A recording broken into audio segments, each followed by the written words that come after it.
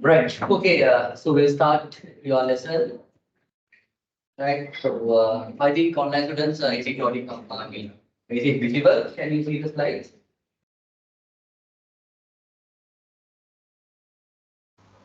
Yes, sir, it's fine. Right. Okay. So now today we are going to start with dividend policy. Now, if you turn back to your business finance syllabus, we have almost complete 90%. Yes, we have almost completed 90% introduction into business finance, in financial markets, valuation, cost of capital, capital structure, and I have given you a group activity regarding the management of money, and I think you will have submitted it, right? Then today we are going to start dividend policy. And if I wrap up the things, I have to give you your second group activity, that is based on capital budgeting, right? I'll upload the videos and relevant questions with regard to that. So you have to read and again submit it as a group. Okay, and your group assignment, I think I have already given and explained it, right? So if you have any doubts with regard to your group assignment, if you may have, right? Please come and ask. Okay. Right. Okay. So now today we are going to start the dividend policy. Very easy lesson, right? Dividend policy. It's a little bit practical and it's very easy to understand rather than capital structure, valuation, and cost of capital. Right. So let us look at the learning outcomes that we are going to achieve, which means at the end of this session, you should be in a position to perform these things. Simply differentiate cash dividends from other types of dividends, right? Justify different perceptions or perceptiveness of investors on dividends, how investors feel dividends, right? Whether they like it or whether they neutral on dividends. Then examine the determinants of a dividend policy. Then evaluate the impact of dividends on firm value. So these are the key learning areas that you are going to achieve once you complete this particular lesson according to your curriculum in the second year. Right. So to achieve the learning outcomes, this is how I have arranged the lecture. First, we are going to have a little bit introduction about these dividends and related matters. Then forms of dividends, then investor preferences on dividends, finally dividend theories. And we are going to look at whether a particular dividend theory is having an impact on company value. There are so many researches have been conducted with regard to this your final topic, impact of dividend policy on dividend company value. So we'll explain, we'll discuss that matter as well. Okay, right. So let's start with the introduction now. You know what are dividends? Am I correct? You know what are dividends, right? So dividend means simply the amount of profit which have been allocated to the owners of the company. So what is a dividend policy? Forget about dividends. We'll simplify these things. Forget about dividends, right? So what is a policy? What is a policy? Tell me, what is a policy? Now you can say, I have a policy. I have a policy. So according to my policy, I'm working. So what is a policy? Something. Okay, something to follow, right? Now, for an example, let's say if you want to achieve a good result for business finance, so definitely you need to have a proper framework, right? So I'm coming to lectures regularly, I'm doing the tutorials regularly, and I'm going to go to home and I'll do the matters and the assignments and all, right? So that is your policy. I'm not talking with others during the lectures, so that's your policy. Right? So your friend might talk with you, but you are going to talk with him because that is your policy. You can say, I'm not talking with the lectures. So it's a policy in a very simple way, right? Simple way. So this particular framework where you are trying to follow, right? A particular framework where you are trying to follow. Right? Yeah, you're trying to follow. It's a policy, right? Policy.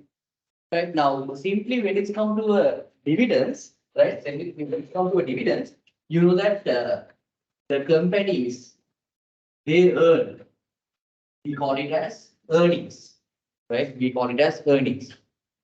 So you need to determine how much you are going to allocate as a dividends, right? As a dividend for your owners. So that is simply your dividend policy. The amount that you are going to allocate out of your earnings, because you learned that in somewhere else in this business economics lecture series, right?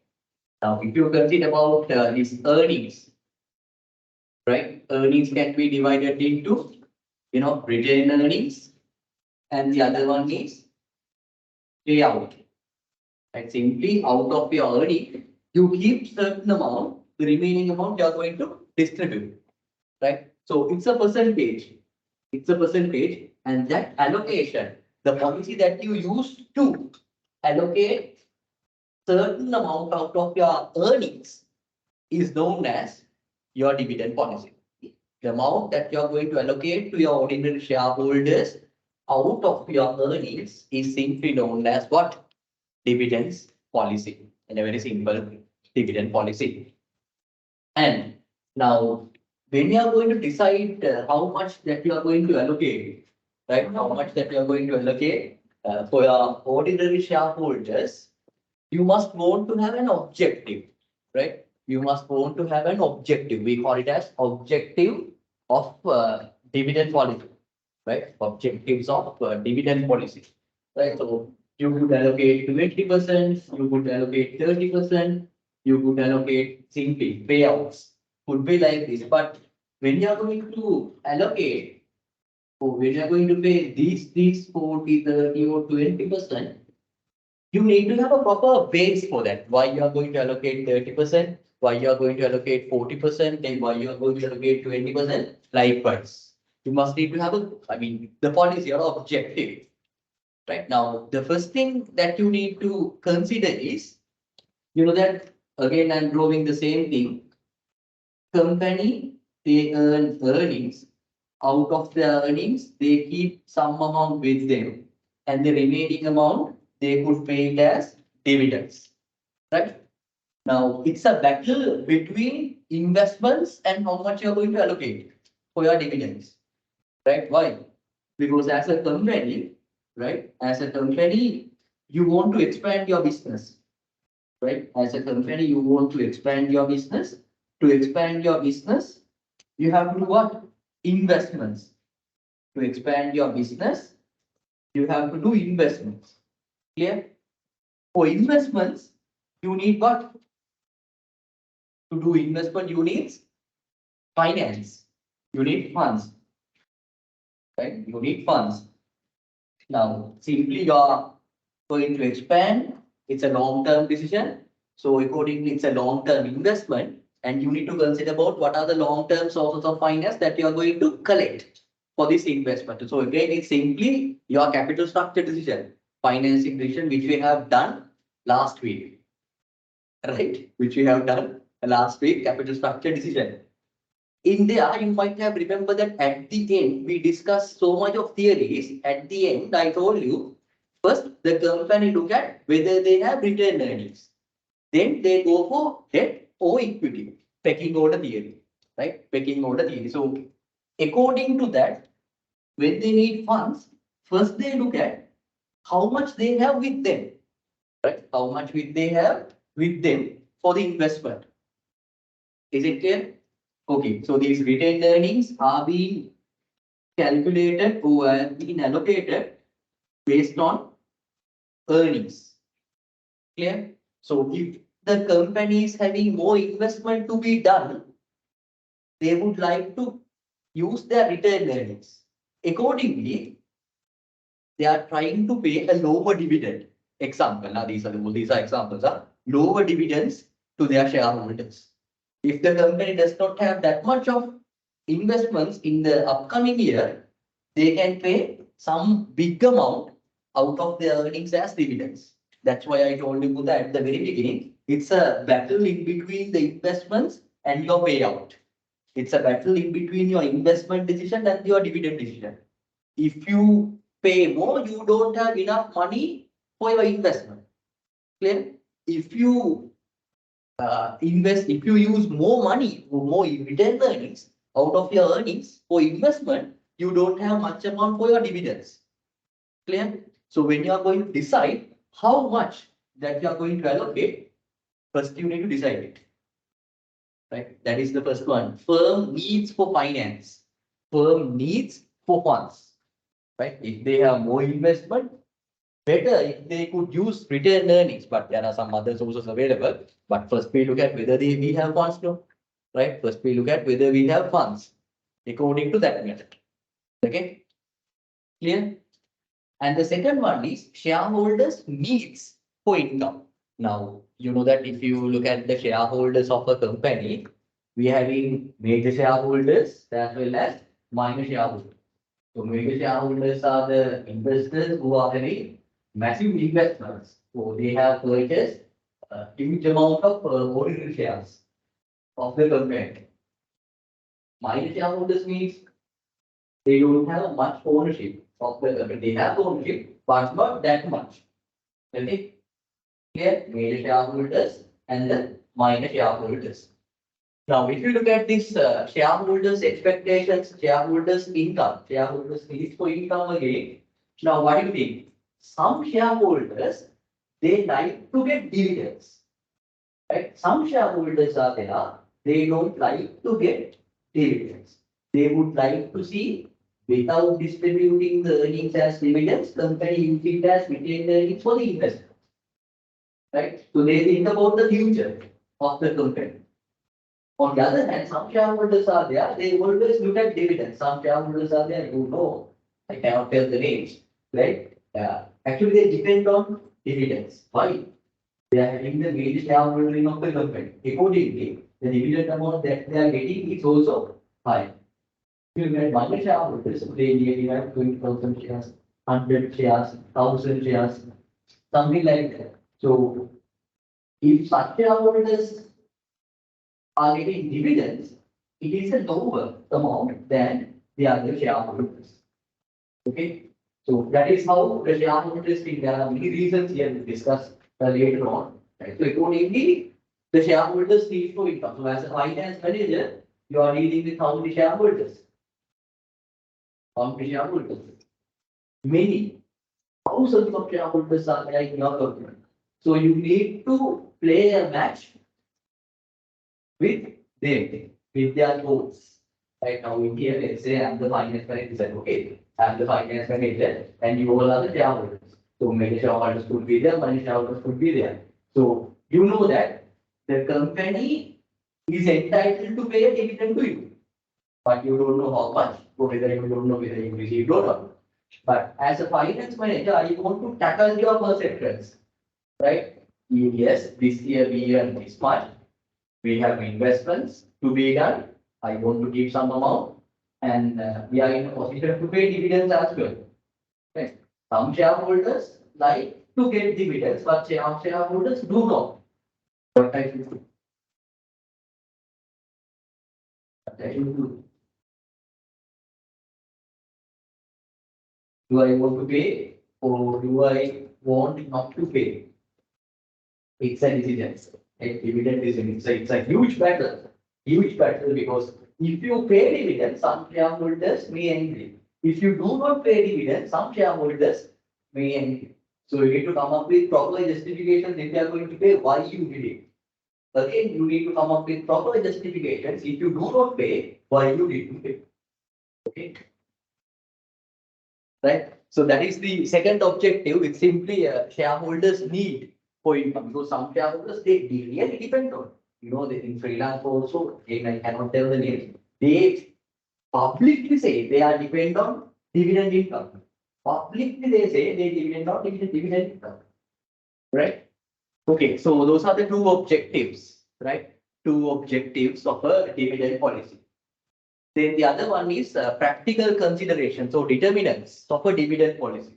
Right, again, you have firm investment opportunities and financial needs and the shareholders' expectation, the same thing that I have explained.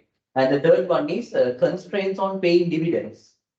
Right, so there could be legal restrictions. Right, then liquidity of the company. You need to consider about the liquidity, whether you have sufficient cash flow to conduct your business. Right, before you pay the dividends, you need to pass several tests. Right, solvency test, many tests are there. Residual reserve criteria, many things are there. Then financial condition and borrowing capacity. Right? Sometimes, for an example, let's say you have to do investments, but simultaneously you are deciding to pay dividends. You can do both. Doesn't matter. If you pay dividends, the amount that's available for the investment will be lower. But you are in a position to borrow from external financing, that would be better. That is what we say, financial condition and borrowing capacity. If you don't have that much of a capacity or the repaying capacity or the financial health of the company, it's very difficult for you to balance the both. Okay? And the access to capital market, simply the stock market, how to perform in there. Because investor reactions could be understood based on the share price. Right? Each and every decision is being reacted in the stock market. Right? Then the restrictions in loan agreements, sometimes you might have taken loans or other type of agreements. If there are certain terms and conditions are there, you need to maintain this much of a cash balance in the company. If you are going to do payout, you need to pay minimum maximum this much, like that. Then inflation of the country. Right? Now we know it's a little bit higher in Sri Lanka. So when you are deciding to pay a dividend, it must match with the inflation. Otherwise, the real value of your nominal dividend will be lower. You know, nominal value and the real value, right? And the control, right? And the control of the company, right? So it's simply a debt to equity, right? Debt to equity, right? So these are the objectives as well as the things that you need to think before you are going to pay dividends or before you are going to come up with the appropriate dividend policy for your company. Okay, you can read and you can write the things.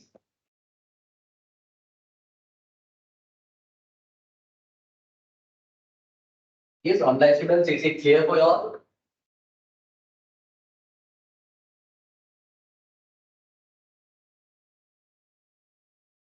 Online students, is it clear for you all? Yes, sir. Yes, sir. Okay.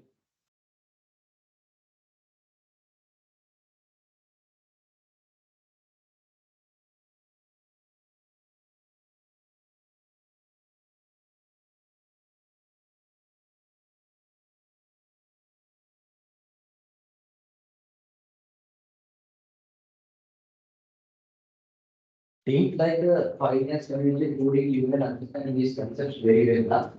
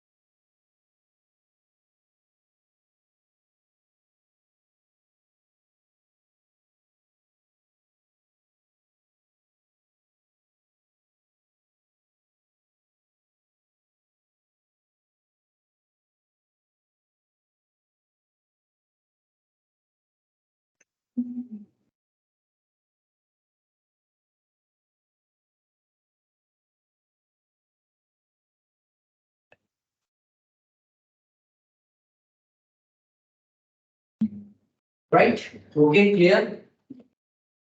right? So you know what is a dividend policy, what are the objectives and the things that you need to consider before deciding a particular percentage to pay as dividends. Simply, this is all about your payout ratio, right? Payout policy of the company. So now we are going to discuss about forms of dividends. Forms of dividends, and you can pay dividends in terms of cash. Nothing to discuss. Right? You can pay dividends in terms of cash. Nightly, the check is coming to your home. You can go to the bank and you can do it. If you are a minor shareholder, you have to wait. At least you are getting 3 to 4 checks from different companies. Why?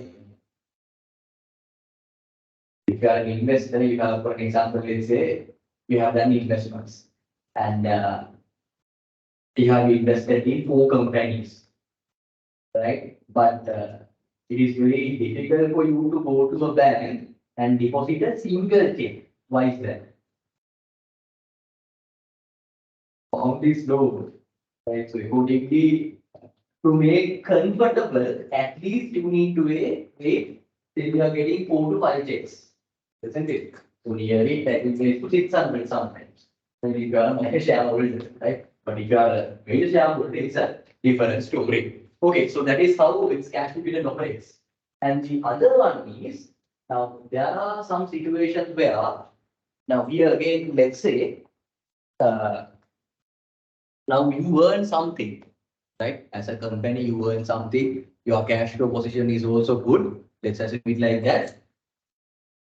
Here, you would like to keep more amount as your retained earnings to be used it for your investments. Okay. But simultaneously, you are in a, actually would like to pay dividends as well. But you don't have that much of an amount to pay as dividends. Okay. So one option that you could execute is without offering cash, you can offer shares to your shareholders. So we call it as bonus issue or stock dividend, right? Bonus issue or stock dividend. So you may have certain number of shares. Based on that shareholding, I can offer you another share or 2 shares. Clear? So accordingly, the number of shares will be increased. Number of shares will be increased. So, but here there is no any cash outflow, right? There is no any cash outflow. You can keep your cash as it is, right? You can keep your cash as it is, and you can satisfy the both requirements. But you need to be very careful. I will explain why it is that. Is it clear? You can satisfy both requirements. You can use certain amounts for your investments, right? And you can satisfy your shareholders in terms of paying a bonus share, so stock dividend. Right? So that is the meaning of a bonus share. Now here it says advantages of a bonus share to shareholders. Right? Is that okay if I list this?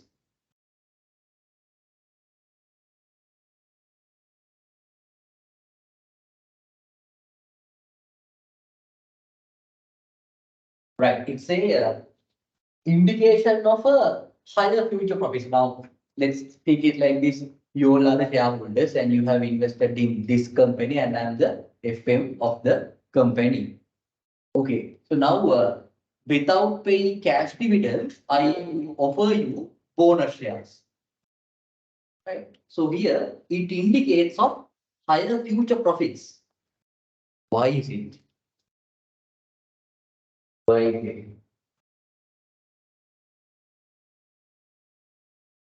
It indicates higher future profit. Why? What could be the reason?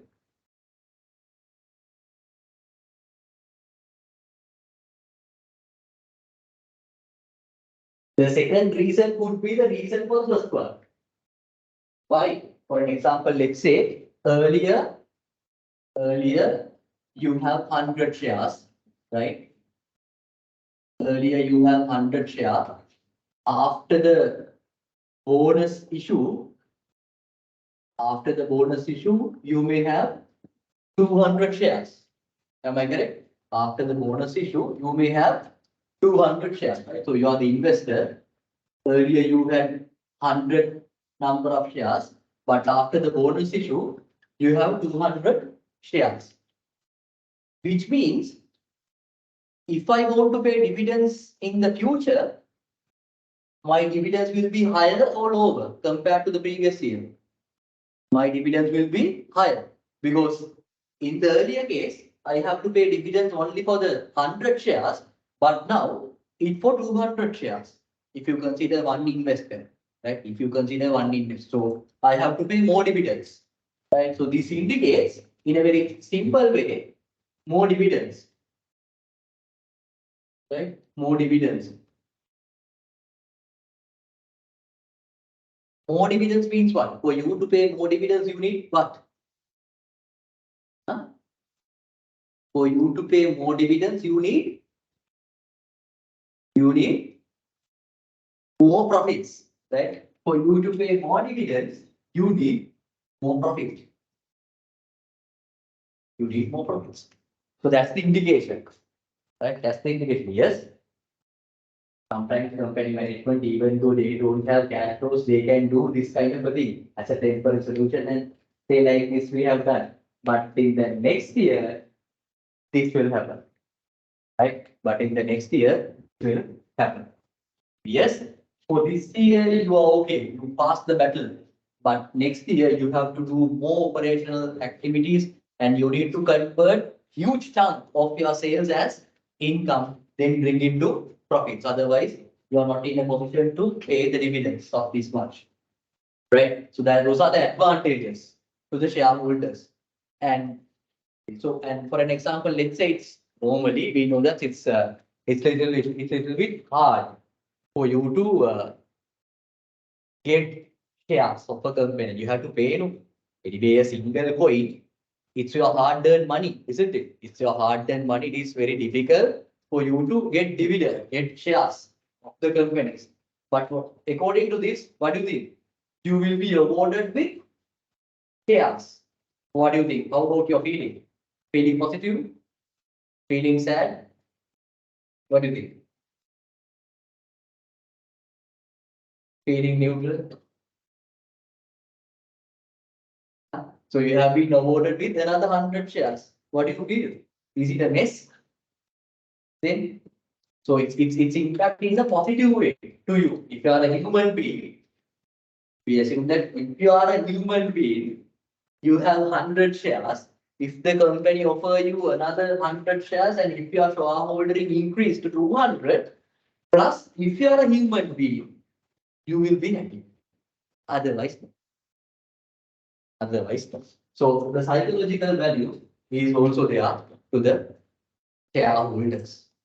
Right? So simply you have a car, I am offering another car to you. So if you are a human being, definitely you will be happy. Otherwise not. Otherwise not. So these are the basic three advantages, or there would be many of bonus shares to shareholders. Right? So psychological feeling is there why you have been offered with another number of shares without any payment. Right? You didn't pay anything for the company, but the company offer you this kind of shares. And you believe that if you know finance and accounting, the basic operations of the company, you know that the company has to pay higher dividends to be shares in the future as well. To pay that much of a dividend, definitely they need to earn more. Simply those are the advantages. Those are the advantages to the shareholders. And if you look at the advantages to company, what are the advantage? You can keep your cash as it is. If you have cash or if you don't have cash, it does not impact your cash flows. Right? Conservation of cash within the company. Right? Because this is not a cash outflow, right? This is not a cash outflow. You keep your cash as it is. So this is the second thing that I told you. Only needs to pay dividends under the financial difficulty and contractual restrictions. So sometimes you may face certain difficulties, right? It could be low earnings, or if you may have earnings, but you're not in a position to pay a cash dividends. So you can use this bonus share as an alternative for that. Okay? As an alternative for that. And the other one is what? More attractive share prices. Right? Why? Earlier you had this much, but the number of shares has been increased by 100. According to your shareholding, it has been increased to 200. right? Your shareholding has been increased to 200. So which means it may have an impact to the wealth of you. So more attractive market prices are there. More attractive market prices are there. Right. So this could be arguable because certain researchers have been conducted with regard to the identify the impact of bonus issue to the company share price. Some researchers says it does not have any impact, right? So either you pay bonus issue or not, the share price may does not have any impact. But some researchers say it may have an impact, right? It may have an impact. Okay, so these are the issues, the advantages of paying dividends to the company as well as to the shareholders. Company as well as to shareholders. So when it comes to the examination, you have to explain these things. Huh? If the questions are coming like that, briefly explain. I'm not asking. State the advantages of a bonus issue to the company. They never, ever, right? Because I'm explaining thousands of things here. So you have to come up with your own practical experience to the paper. Right? I never ever ask state three advantages of a dividend policy to share. Never. I may ask, right? Write a critic about the advantages and the disadvantages of a shareholders to some sort of a company by incorporating a small case as well. Right? By incorporating a small case as well. So I'm providing certain, the condition of a company could be a healthy financial condition or a bad financial condition. Sometimes you have to decide whether you go for a cash dividend or a stock dividend with or the dividend. That's it. That's how it comes up. How it comes up. Okay. Right. So if you look at the limitations, right now here you know what is a cash dividend, what is a bonus issue, the advantages of bonus issue to shareholders as well as to a company. Now, if you look at the limitations of a bonus issue, now here you observe that as an advantage, it said that once you do a bonus issue, it may attract the share prices. But according to certain research findings, we cannot come to a proper conclusion whether the share price increases or decreases. So most of the research findings they say either you pay bonus issue or not, the shareholders. If you pay bonus issue, the shareholders will remain unaffected. It does not have any impact. There could be higher impact and lower impact, but ultimate impact is unaffected. So we have to statistically prove this, right? Statistically prove this unaffected part. And the other one is it's very costly for you to administer. Why? The entire shareholding has been increased. So then you need to do the proper all the adjustment, even starting from the share register to the other aspect to properly mention indicates these things. And the third one is the problem of adjusting your earnings per share and price earning ratio. Right? Problems of adjusting earnings per share and price earning ratio is a problem. Is it a problem? EPS and price earning ratio. Now, how do you calculate your EPS? Earnings per share equals to total earnings per share equals to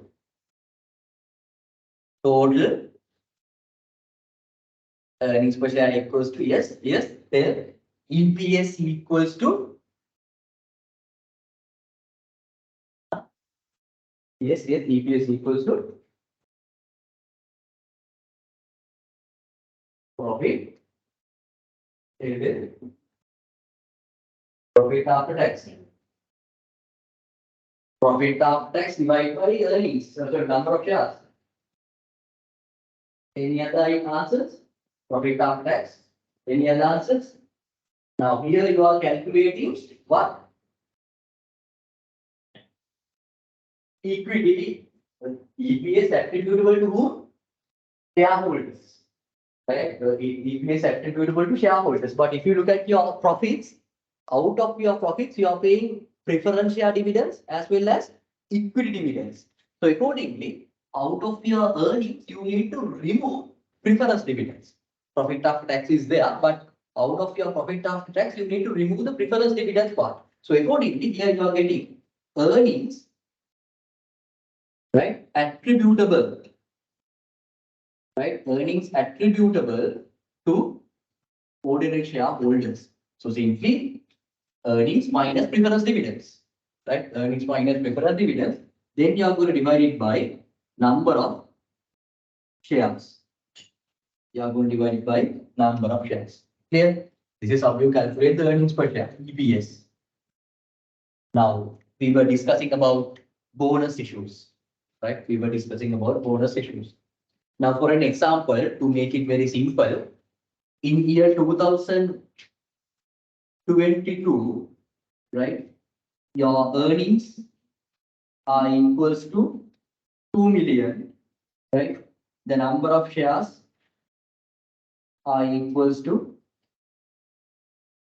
1 million, right? Number of shares are equals to 1 million, right? Then what happened in this year? You did a bonus issue, right? This year you have done a bonus issue, right? In this year you have done a bonus issue.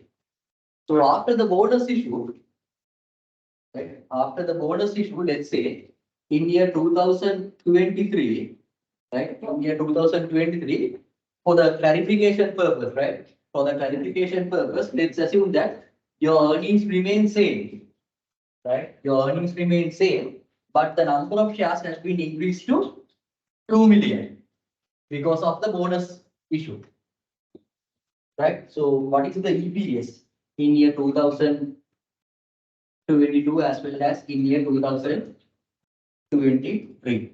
How much?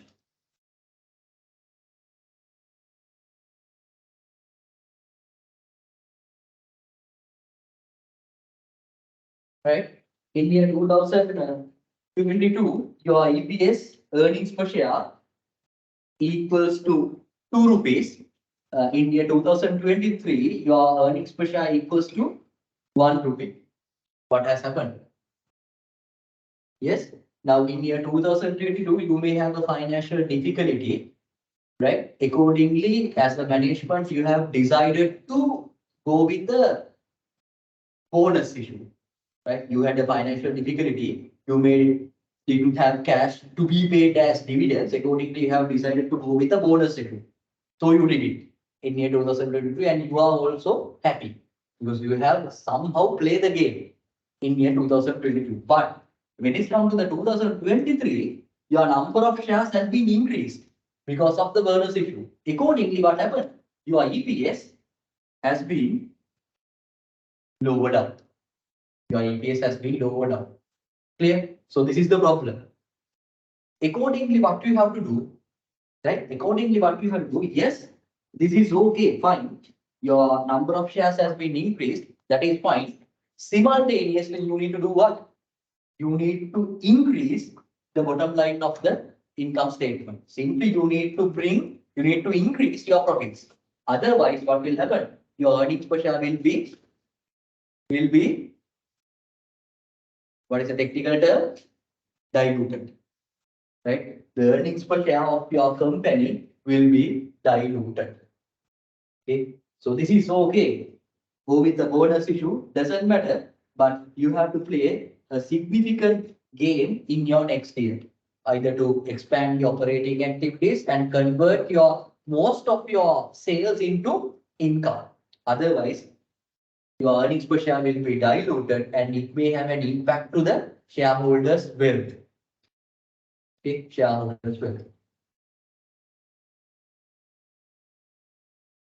Right? Shareholders' wealth.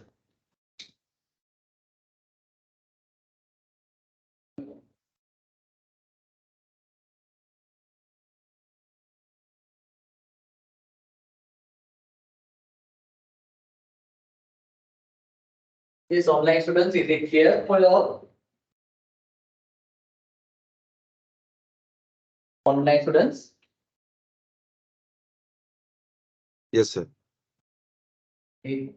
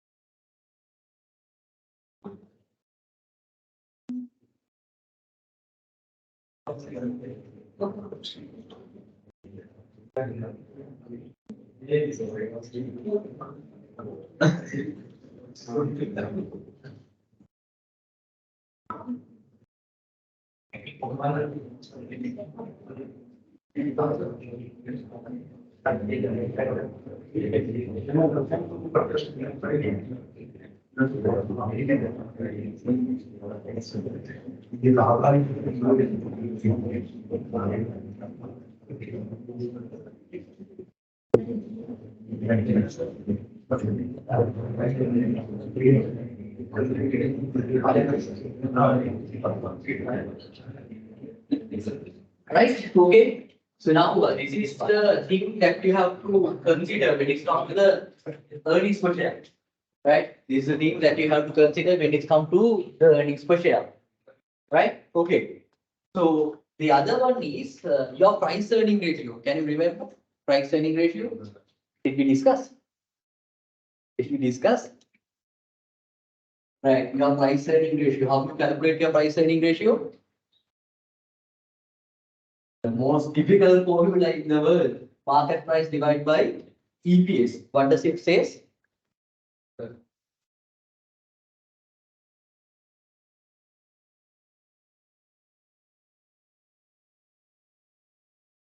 What price earning ratio says? What price earning ratio says? What is the meaning of this? What is the meaning of this?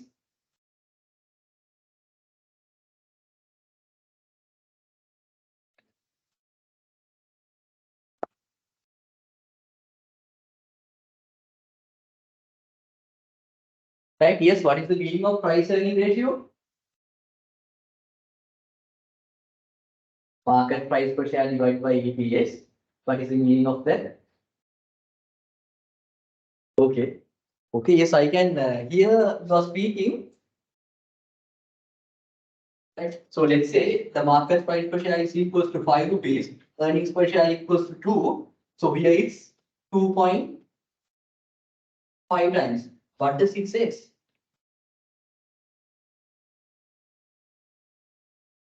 Yes, online students, what does it say?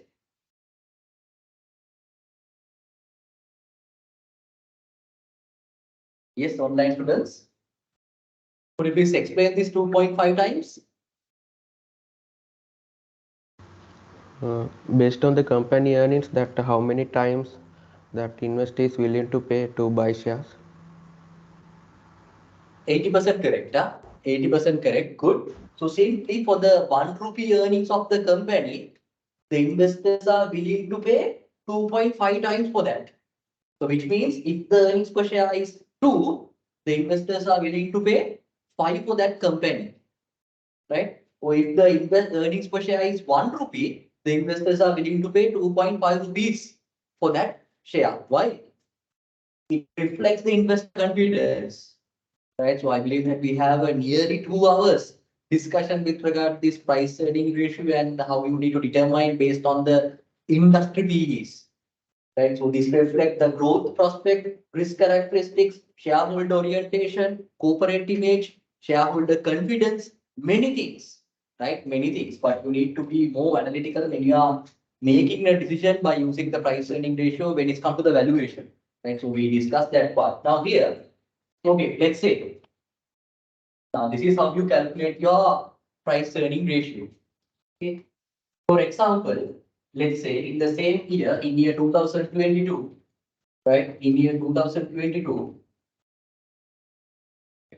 market price per share, we take the same one, market price per share is 5, and the earnings per share is 2 rupees. The earnings per share is 2 rupees. In year 2023, right? Market price per share, let's say could be, you can take 5 for the clarification purpose, is 6 rupees, and the earnings per share is 1. Here, your price earning ratio is 2.5 times. Here it's how many times? 6 times, right? So here it's 6 times. So which price earning ratio is good? Which price earning ratio is good? This year's one or this year's one? Hmm?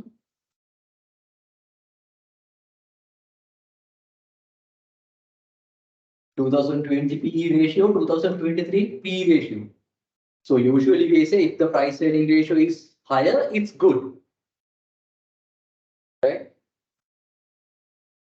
By looking at these two, could you conclude which PE ratio is good or bad? By looking at only these information, you cannot. Right? So that's why at that time also I said to you, here is 2.5 times, but here the price earning ratio is 6 times. At glance, it's good. At glance, it's good. But here the PE has been increased. Why? Because the EPS has been decreased. Right? PE has been increased due to the reduction of the EPS. Right? So only market price per share has been increased by 1 rupee, but significant impact has been come across from this EPS. Okay, so it's again a problem. Sometimes yes, once you do a lot of analytical aspects and other things, again it could be good because for the 1 rupee of earnings, the investors are willing to pay 6 rupees. Clear? That is the interpretation that we could do by looking at this particular formula. But if you obtain this type of answer, right, so you need to do more analysis than that. Clear? Right, so we need to again go back to previous years and consider the EPS. What has happened? Because you are trying to make a decision now. Here we are going to discussing about the valuation and all. Here this is only a dividend policy, right? But simply PE ratio is a good measure, but you need to analyze some other aspects while analyzing the PE ratio. Otherwise, you may come across certain difficulties. Sometimes you purchase the shares of a company where the share prices are continuously undervalued, right? Continuously undervalued. Okay. According to our discussion, for the share, yes, it could may have an impact to the EPS by diluting your earnings per share, and sometimes it could overestimate your price earning ratio. So that's the problem of adjusting EPS and PE ratio when it comes to this bonus issues.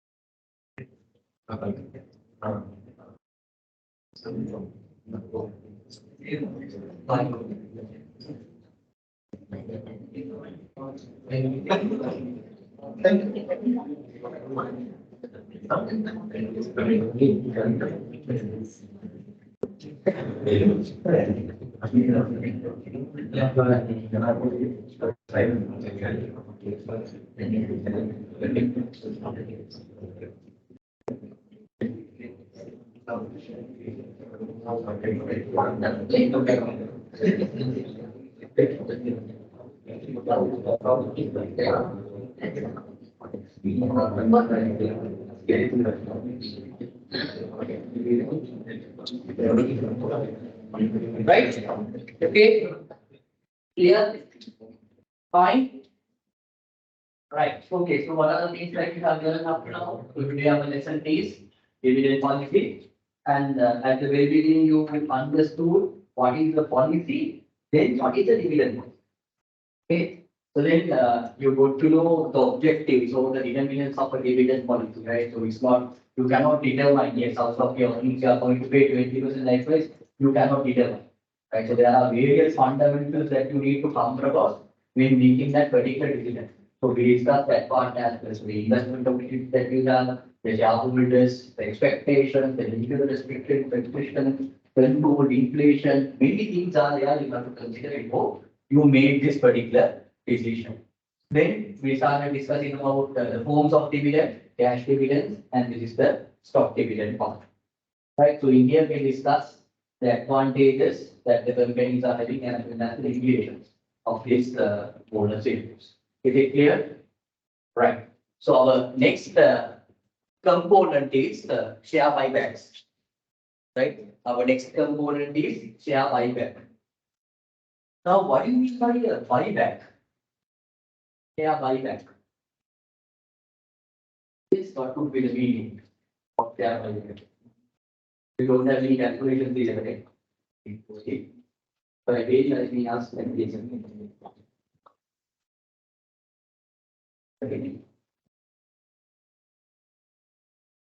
Yeah, simply, in a very simple way, company purchase shares from their shareholders. Share buyback, we call that share repurchase. Company purchase the issued shares by the company to the shareholders again. Why?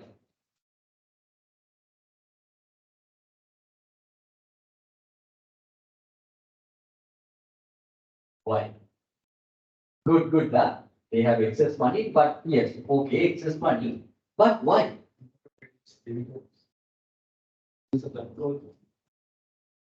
But why? But why?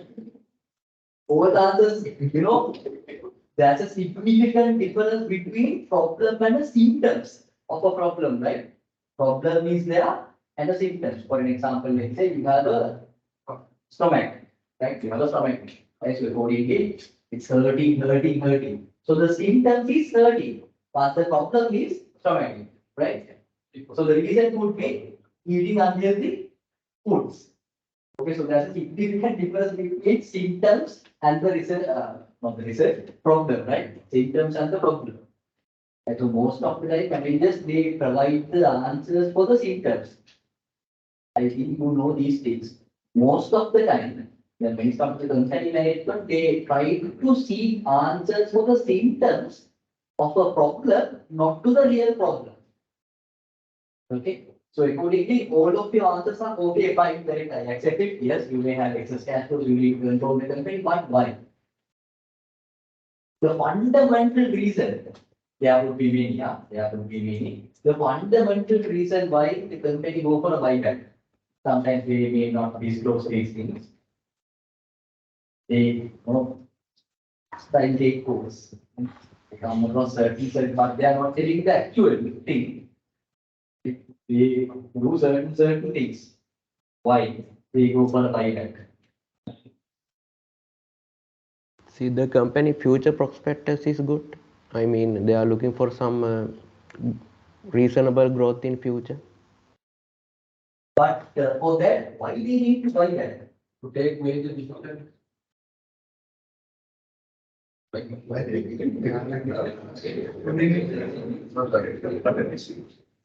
And there are so many shareholders, we have to get all the consent to something. To do something. Yeah. Majority, okay, fine. Why they should? Okay, going to election part to here. Control. Like,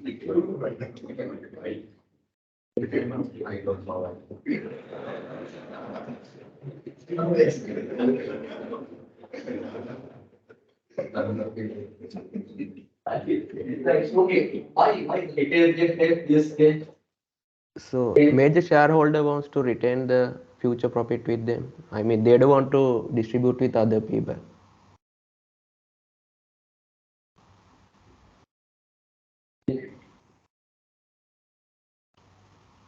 okay 40%, okay, but why? But why? That's a fundamental issue. Fundamental issue. Yes. Please, the appointments. Sorry.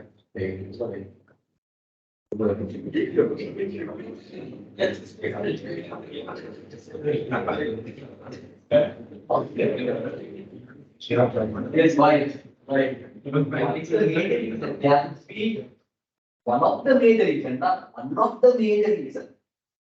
To increase the shareholding, share price, EPS. It's automatically happens. Okay. Why you need to increase EPS? Because the company assumes that the market price of the share is not a fair price. Because they think that price is undervalued at the share. Wait, that's the answer. What is the final word that you say? Undervalued. Under. So that's the answer.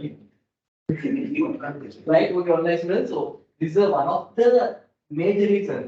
If the company believes that their share price is undervalued in the market, right? Undervalued in the market, they do this buyback.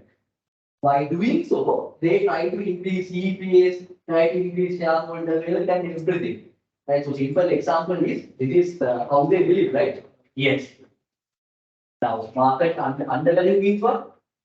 Right? So your market price per share is lower than the actual value, right? Market price per share is lower than the actual value of the company. Right? So which means the shareholder confidence is low. According as a company, what you say, okay, fine.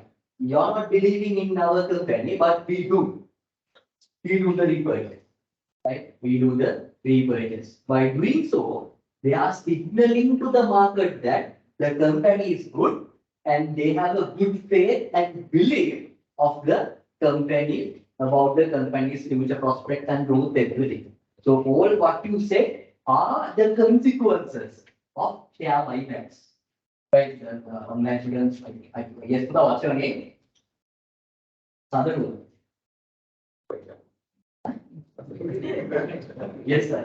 One, your answer is okay, but that is a consequence. That is a consequence. Okay.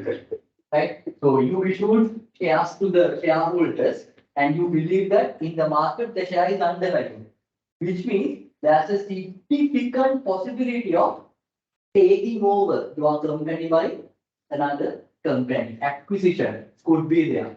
So we know that when the price is value, we are going to purchase. Right? If the laptop prices are decreasing, we go and purchase. Likewise, in the market, there are competitors. They also looking at whether there are other competitors' market prices are the behavior of the other company's market prices. So if they believe that it's undervalued beyond a certain point, they come and acquire the company. So as a board of directors and management of the company, you need to have a critical idea about it. That is why you purchase your own share. You issue, but you purchase your own share. Then what will happen? Stated capital will be low. If you perform well, your profits will be higher. Then your EPS will be good. Then the market price per share would be high, right? But research says it does not have any impact. Right? Simply by looking at 2 to 3 companies, you can say the market price increases. But if you consider the entire companies as a whole, it does not have any impact. Research findings. And the main reason couldn't be under the austerity for No, for the company itself, there could be a price increase, but we cannot generalize. That's the issue. That's why I told you now, for an example, let's say in Sri Lanka, we have how many companies, listed companies?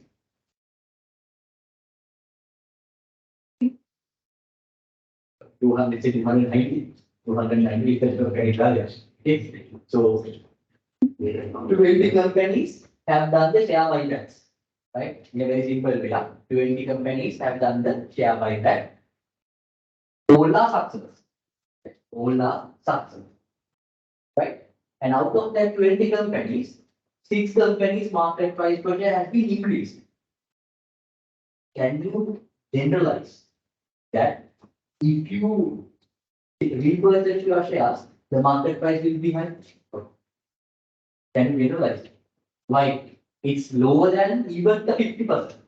Right? 20 companies did the share back. All success. Doesn't matter, shareholders get a higher amount, they enjoy everything, EPS is high, fine. But out of 20, only 6 companies, market price has been increased. Accordingly, my question is, can you say once you do a share buyback, the market price of your company increases? Can you conclude? You can't. You can't. Because 6 out of 20 means it's lower than even 50%. So you cannot come to a proper conclusion. Clear? So individually, company-wise, there would be impact, but we cannot generalize that fact according to the research findings that have been done. Right? Usually there could be fluctuations, right? But overall, we cannot justify. Okay? So it is simply a share buyback. The buyback of shares is the repurchase of its own shares by the company. I think Apple did something like that.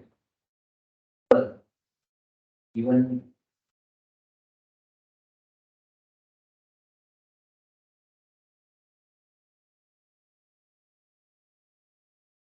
Sri Lanka did.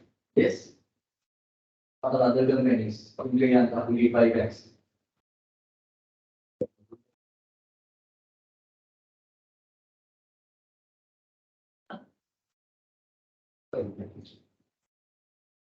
Really? Okay. Wait.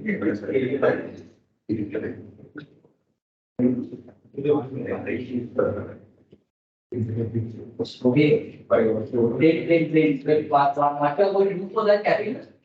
What you are going for legal capital? Now your stated capital will be higher or lower? Lower. To repurchase certain number of shares, then what you do for that? Let's say you repurchase 1 million shares, right? The number of shares are equal to 1 million. So what you do for that share? To reduce the IP number, take stated capital, so which means that share is not included in your stated capital, so you destroy. Is equal. So reduction of capital is there, so we need to have approvals for that, right? Reduction of stated capital, as stated capital, then EPS is high again. Your EPS is high, not because of profits will be high, because of number of shares are lower. Sometimes profit could also be high, but that is why I'm always telling you when you are doing an analysis, you need to think about various sources, not only one or two. You need to think what is right, what is evidence of getting certain things. Right? To prove, right, to provide a true and fair view, you need to come up with many evidences. Right? When it comes to the financial analysis as well, you may use a particular tool, but you need to analyze certain things. You cannot say we need the valuation from this according to this happens. You need to analyze the financial aspect as well as non-financial aspect. You need to read the management reports, right? Internal controls, everything. Okay, so share buyback. So what you have to do, you have to find out the advantages and disadvantages of share buybacks. And only just you have calculations here. Yeah, that's something. Make advantages and disadvantages.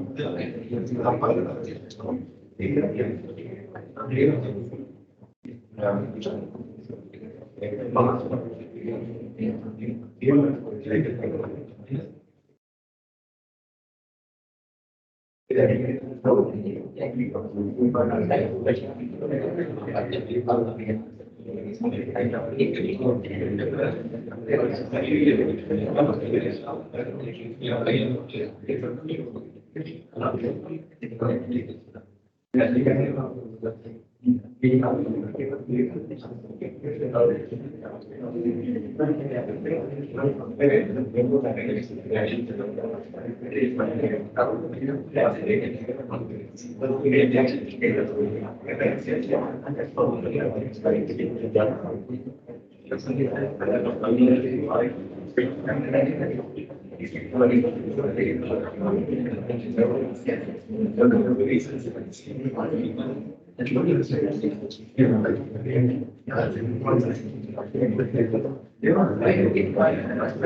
so are you okay with these things? Clear? Right, non-electricals, are you okay? Clear? Right, so one of the things that you know, up till now. Right, what is the dividend policy? Yes, what we need from dividend policy? Dividend policy means what?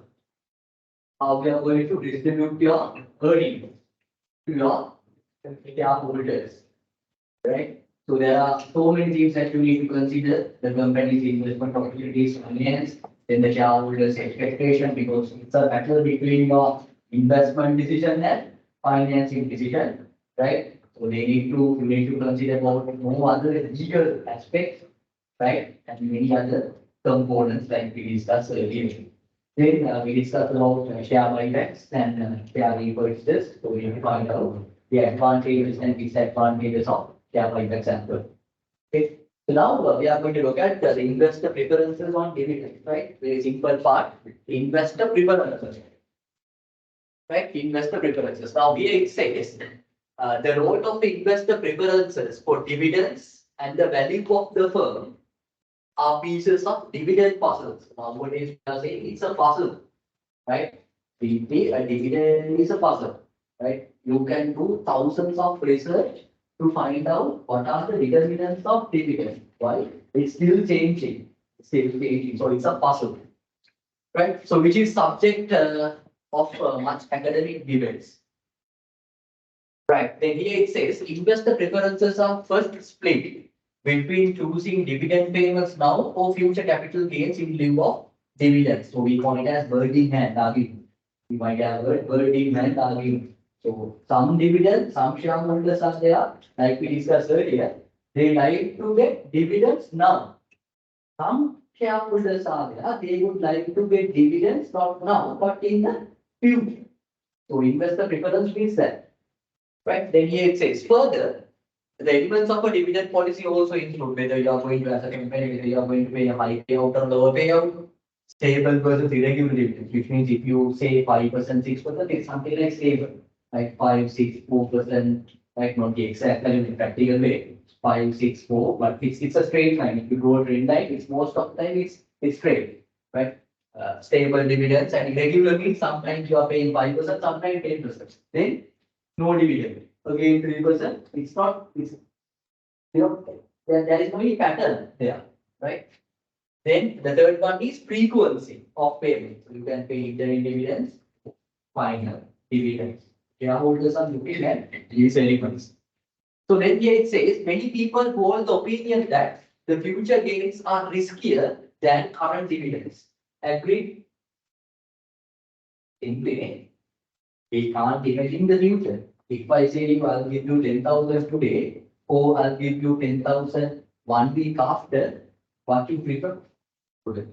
Today. Right? Because 10,000 is already available. It's simply the behind the story is time value of money. Right? The behind the story is time value of money. Right. So then here it says in contrast, or in opposite way, other argues that investors are indifferent between dividend payments and future capital gains. Right. So therefore, the content of a firm dividend policy has no real effect on the value of the firm. Right now,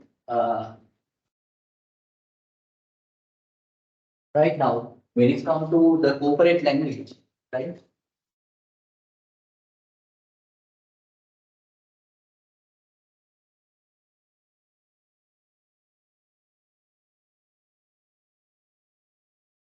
Right. So when it comes to the corporate language, information, we call it as information, right?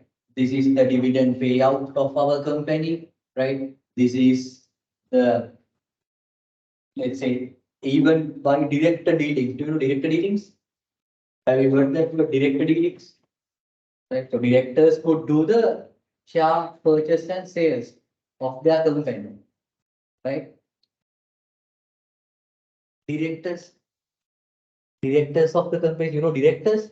All right. So those directors can buy and sell the company shares. It is not prohibited them to buy or sell the shares of that company, right?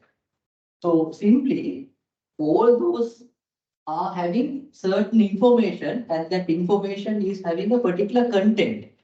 It gives some signal to the market, right? For an example, let's say, so if a particular person in the, let's say, ABC company, I cannot tell the exact names because okay, right? If there's a particular person in the ABC company and he purchased some big amount of shares in that company, is it a information or not? Information. It's a information, which means that information is having a particular content, right? It gives signals to the market, right? Because the director of that company has purchased a significant number of the same company. And it is an information, and that information is having a content, right? Certain elements are there. These could be the reasons. Accordingly, market react to them. Either it could be a positive signal or a negative signal.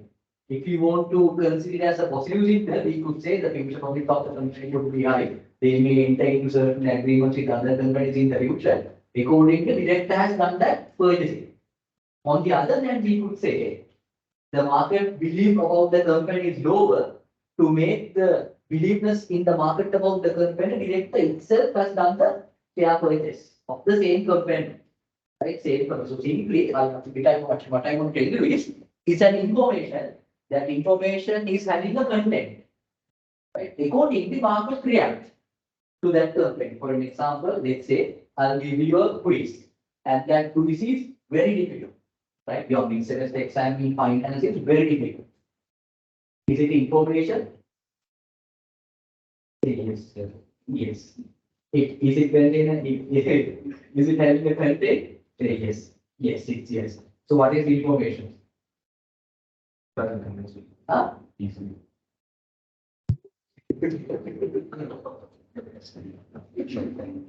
Your mid-semester exam is so difficult. It gives some sort of a signal about your in-semester exam. You could either think that it's as given a difficult mid-semester exam for us. Accordingly, he might give a easy paper for our in-semester examination. So, other way now, you can think, if the mid-semester paper is like this, and think about the semester paper. Right? So that is the information and the content of it. Accordingly, you react. Some students they believe that the paper is easy. They behave in a different way. Some students they feel like the paper will be difficult. Accordingly, they behave in different way. Right? So according to the information and its content, investor behave in a different way in the market. So that is what here it says. The content of the firm dividend policy, right? So if the company says this is the company's dividend policy, which means this is the payout ratio of the company, this is the information to the market, right? This is the information to the market, and this information is having a particular content or idea inside it, right? Idea inside it.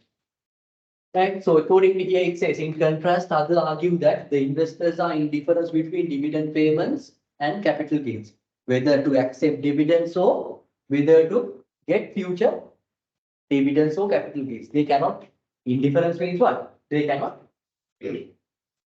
decide which part they need to take. So finally here it says the content of a firm dividend policy has no real impact to the value of the firm because of that reason. Right? If I have asked you, you would like to get dividends 10,000 worth of dividends today or 10,000 worth of dividends tomorrow. So sometimes you may difference. Accordingly, you may react or you may not react. Then market value could be higher or market value could be lower. But usually we say there is no any impact. there is no any impact. Now, if you look at yes, Long term. long term, you may have an impact because we are doing the research based on the past data. Right? We are doing the research based on the past data, and based on the past data, we say this could be the result. Right? So long term could be changed. Right? Long term could be changed. Now, if you look at certain researchers, I think this is the main reason why I have given you that sign. Reason.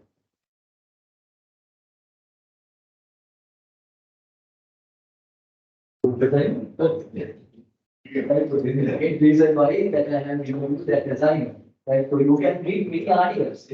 Right? Several articles, research articles, they say that yes, dividend policies have an impact to the value of the firm. Now in Sri Lanka also, many articles says in Sri Lanka, many articles says dividend policies have an impact. Right? If you consider about 2015, 2014, about COVID period, definitely there are abnormals during the COVID period. So we are not taking 2019 to 2022 when we are doing the research because market is abnormal. We cannot come to a proper details. If you consider about 2015 to 2019 and take a look at the research done on dividend policy and company value, positive impact would be there, negative impact would be there, as well as no impact would be there. But in that, you need to look at what is the number. Some researchers, they consider the entire market. Some researchers, they mainly consider about particular sector. Right? For that sector, there could be an impact. Again, you cannot generalize it to the market. Right? And even you take a look at the entire market, there are 290 companies. At least for you to generalize the fact, you need to take minimum 150 companies. We are something. Otherwise, you can't generalize. Okay, right. So simply, this is the investor preference about dividends. Okay, so could you please read this? And after that, you can have your. Okay. Just go through. If you have any doubt, you can ask. Huh?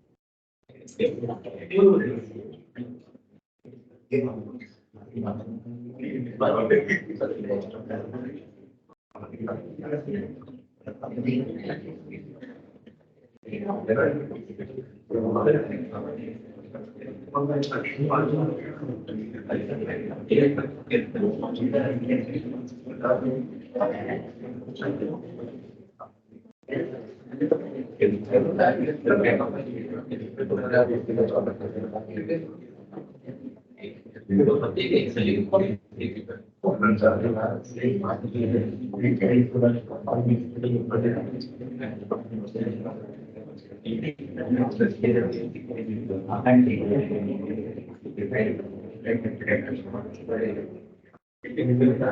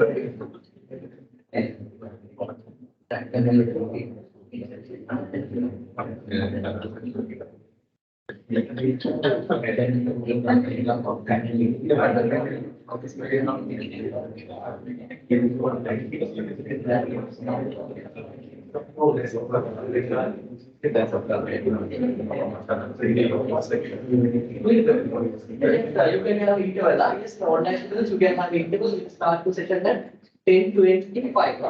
10:25.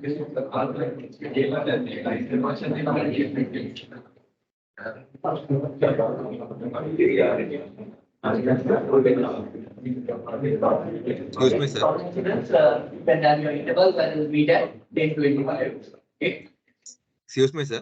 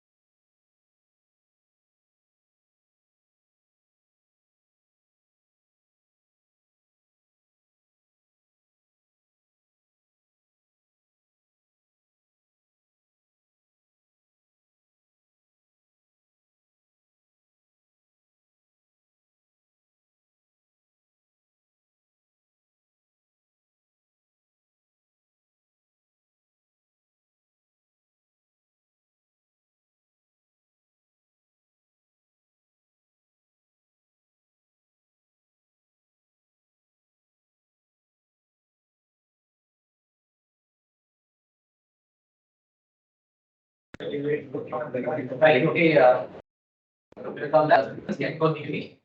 For students, yes, can you all hear me?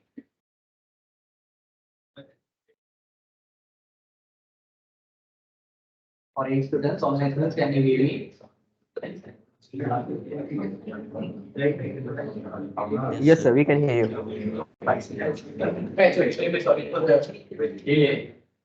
Right. So now we are going to look at dividend theories. Right, we are going to look at dividend theories. The first theory now there are some theories, right? There are some theories which says the dividend policy is having an impact to the value of the firm, right? Dividend policy is having an impact to the value of the firm. Now, how do you say the dividend policy is having an impact to the value of the firm? Right, based on what? Dividend policy is something, firm value is something. So how do you integrate these two? That is what we need to learn. Huh? How do you integrate? Dividend policy is something. Firm value is another thing. Right? So we are going to look at whether this dividend policy is having an impact to the value of the firm. That's what we are going to look at. Right? So how do you interconnect these two?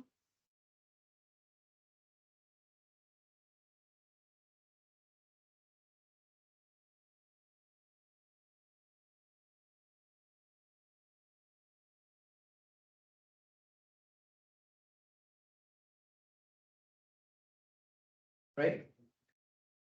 You see, this is your dividend policy, right? Dividend policy.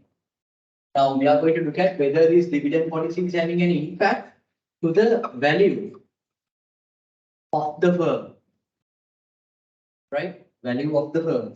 So I mean, what is the connection between these two? Anyway, there could be an impact or there couldn't be an impact. How does impact comes? What do you think?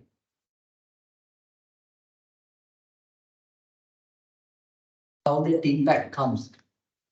It could be either positive impact or a negative impact or no impact. Those are the three elements, no? Positive, negative, or no impact. So what could be the interconnection between these two? Dividend policy. Right, so if based on your dividend policy, what happens? Shareholders may feel certain elements about your company. Right, if you pay a higher dividend or a lower dividend, based on that particular payout, the shareholders have a different perceptions. Right, it could be a positive perception or a negative perception. For an example, let's say you haven't paid the dividends, but still the shareholders believe that in future you pay the dividends to them. So we know that value of anything could be calculated based on present value of its future cash flows. Can you remember that? Value of anything is equals value of a share or a bond, whatever, is equals to present value of its future cash flows. Right? So accordingly, even though you haven't paid dividend this year, shareholder believe that in future years you will pay the dividend for them. So which means they are expecting future cash flows. Okay, they are expecting future cash flows. Accordingly, the value of a share ultimately the company is being determined. Is that understood? Okay. So if you do not pay shares and if there is no any reasonable evidence for the shareholders to believe that in the near future also you are not paying, you are not going to pay dividends, what could be the impact? Higher or lower?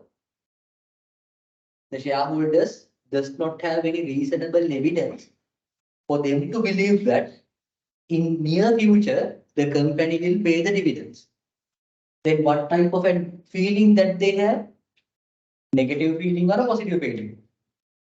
Negative feeling, right? They are having a negative feeling. So accordingly, they react in the stock market, either buying or selling. Ultimately, there could be a net impact of decreasing the value of the share. Clear? And okay, the company has not paid the dividend today, but there is a reasonable evidence for the shareholders to believe that the company will pay dividends in future. Which type of an impact does it have? Positive or negative? Higher or lower? Higher impact, because present value of the future cash flows could be increased. Here, the present value of the future cash flows could be lower. Clear? So accordingly, the dividend policy is having an impact to the value of the firm, right? There could not be, but based on those elements, there could be impact to the value of the firm through shareholder wealth, right? Through shareholder wealth. Is that clear? So that's what we are going to see now, whether it is having such kind of a impact. Right.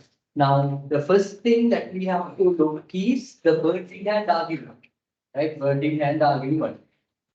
Now, for an example, let's say there's a bird in your hand. There's a bird on the branch of a tree. Right? There's a bird on your hand, and there's a bird on the branch of a tree. Okay? What do you think? Which bird you can protect? The bird on the hand, or bird on the branch of the tree? The hand. The hand. So which means if the company offers you for a dividend in this time or this year, you are accepting. Rather, you are looking for future capital gains and dividends because it's future. This is what we this is how the area has been mentioned. Bird in hand argument. Right? Bird in hand. You prefer the bird in hand rather than the bird on the branch. Even if that particular bird is so beautiful, right? You can't catch up. Right? On the very simple way. Okay, so bird in hand argument. Clear? Huh? Yeah, bird in hand argument. Okay, bird in hand argument. So simply you prefer near dividends. Right? You prefer near dividends than future dividends or capital gains. Okay. Let's think about other way around. Okay, you have been offered with a 10,000 rupee worth of dividend this year, and you are not going to accept it. Why? The company tells you that in the near future they are going to pay 12,000, and you can convert your shares to gain capital gains. That is the future. It could happen or could not. Risk factor is there. But today, they are offering 10,000. Please take. You can take. Let's say you are not going to take that. You have to think about the other way around. You are not going to take. Now, what is the assurance that you have that you receive the 12,000 worth of dividends and also you can gain very good capital gains? What is the assurance that you could give? It's very difficult to say because the risk is there, uncertainty is also there. So what's the difference between risk and uncertainty? Of what? Good. Risk, you can estimate a probability value, which means this can be measured. Even standard deviation, no beta. But when it comes to the uncertainty, you cannot give a value. Why? You cannot measure it. Very good. Okay, so bird in hand argument is that you prefer today's dividend rather than future gains plus dividends. Bird in hand argument. Right, so here it says this argument is put forward just by the Fishman. So here we in finance we assume that investors are risk averse. What do you mean by risk averse? So we have risk lovers, risk haters, and risk averse. They avoid risk. Actually, they do not accept. Right, so that's the word. They do not accept much risk. But if you look at the practical way, there are investors who go for a high risk investment and who go for a lower risk investment. And certain investments are there, certain investors are there, their risk is neutral. Yes. To come up with the theories, we need to have a particular benchmark. Right? We cannot come up with the theory assuming that in certain cases investors are risky, in certain cases investors are risk lower. So therefore, we believe that investors are risk averse, right, or risk neutral, and investors are rational. If the risk is high, they are asking a higher return. Rationality comes there. Okay, so we believe in that. So they consider distant dividends as less certain than near dividends because of the rationality. You know, if you go for a longer period, the risk is high. That's your rationality. Accordingly, you prefer today's dividend. Rate at which investor discounts his dividend stream from a given firm increases in the futurity of the dividend stream and hence the lowering share prices. Right? So that's the part that I have illustrated there. If you have a positive feeling, it may have a positive impact to the share price. But if you have a negative feeling, it may have a negative impact to the share price. It will all depend on present value of expected future cash flows. If the expected future cash flows are high and the cost of equity is low, the value is high. Right? So it's everything depends on the riskiness. Right? Everything depends on the riskiness of the cash flows. Okay. So this is the burden and argument simply, in a nutshell, you prefer today dividends than future capital gains for dividends. Simple. Right. You can read, nothing to read, but read.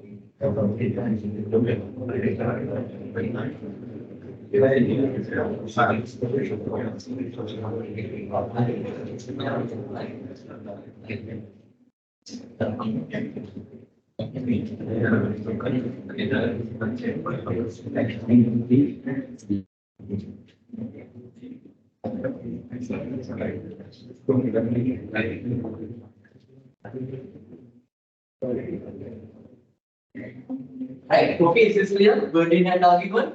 Fine. So simply, Buddha, you prefer this year dividend rather than future dividends. Okay.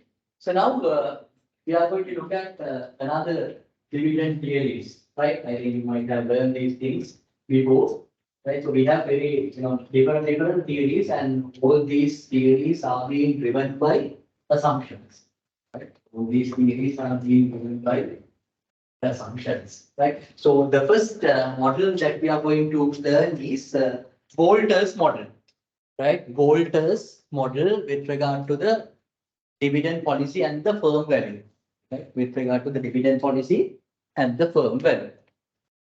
Okay. So now if you look at here, right? Now here what we are going to look at, let's look at the objective, right? The Volter's model is there. Now we are going to identify whether the dividend policy of a company is having an impact to the value of the firm. That is our objective, right? Now let's see that objective, whether we can achieve that objective or not with the Volter's model, right? So in this particular model, Buddha, we have several assumptions. Actually, some assumptions are not practical. Some assumptions are not practical, but it's a good model for us to come up with and understand it. Okay, so according to here, it says the cost of capital is constant. Right? Cost of capital is constant. There is no any change in the cost of capital. And all the earnings could be paid as dividends, or all the earnings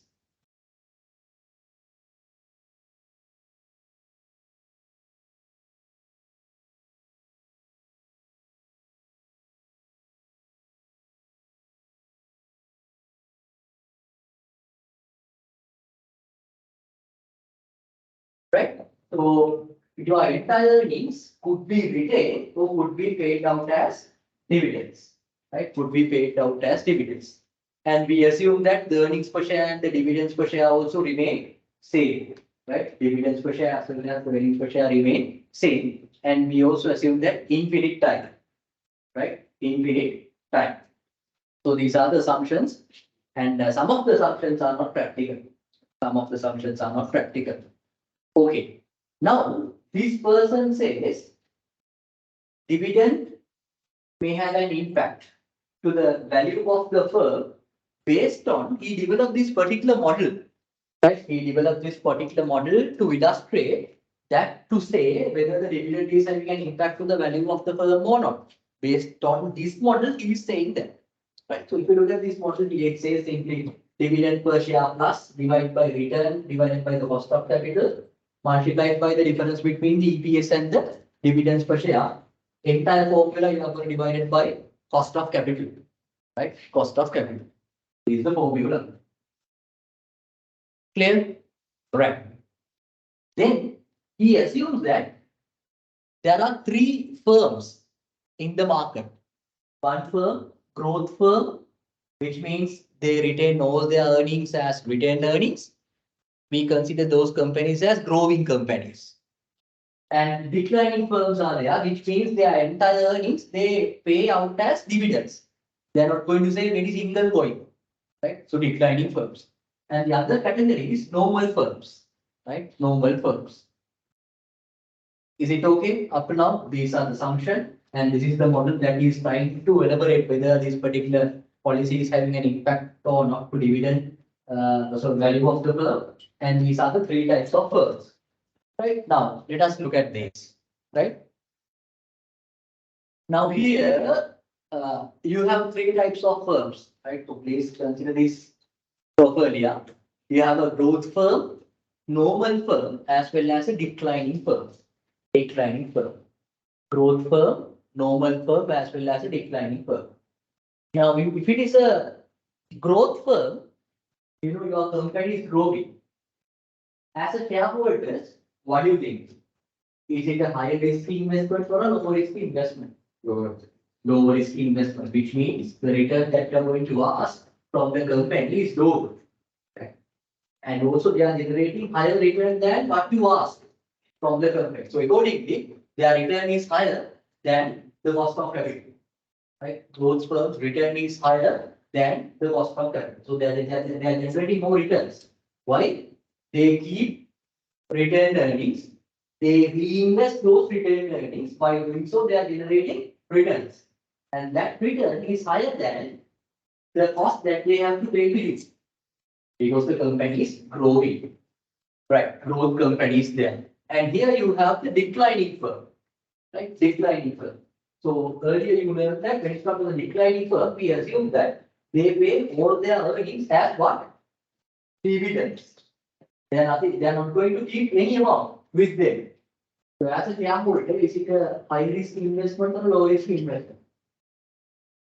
High risk company or low risk company? High risk company because you pay your entire earnings as dividend. Nothing you are going to keep with you. Accordingly, what you do, you are trying to ask each and every point, you are trying to recover your capital.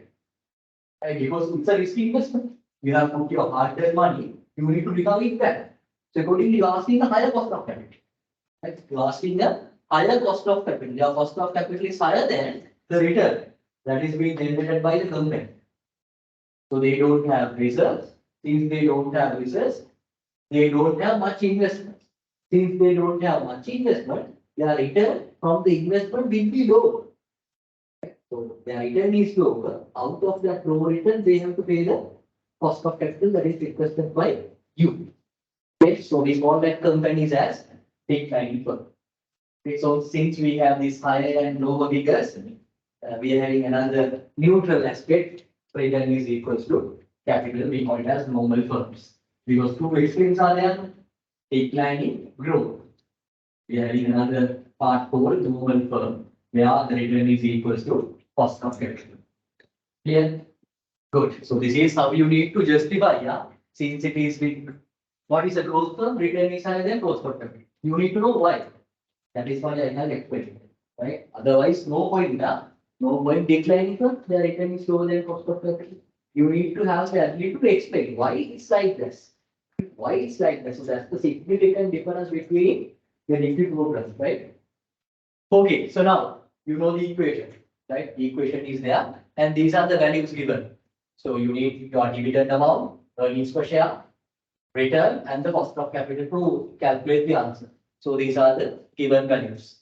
Right? For the growth firm, these are the values. Their return is higher than their cost of capital. Here both are same. Here the cost of capital is higher than the return. Clear? So here you could see these are the three policies that you have.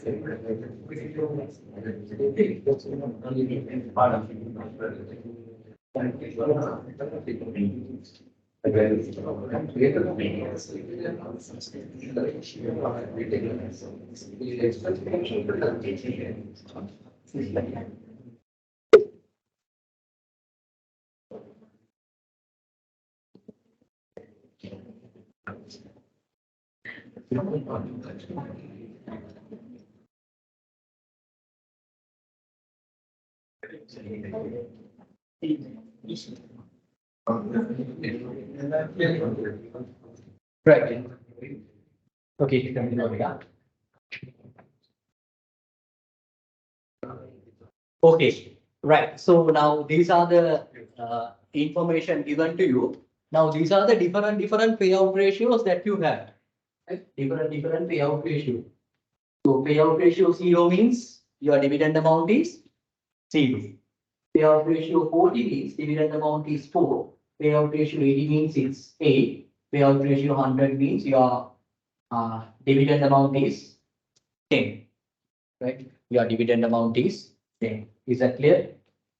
Okay. Your dividend amount is 10. Now, what do you think? If you look at the payout with the final value of the company, what you could observe here, rather than telling it by myself, what you could observe here. Does the payout of a company is having an impact to the value? First, tell me that. Whether is it having an impact to the value? Yes. Good. Why? When you change your payout policy, you can see that the value of the company changes. Right? Value of the company changes. Right? So if the payout ratio is 0, value of the company is 150. And if the payout ratio is 100%, the value of the company will be 100. Is there any relationship there? Can you identify a relationship with the payout and the permanent?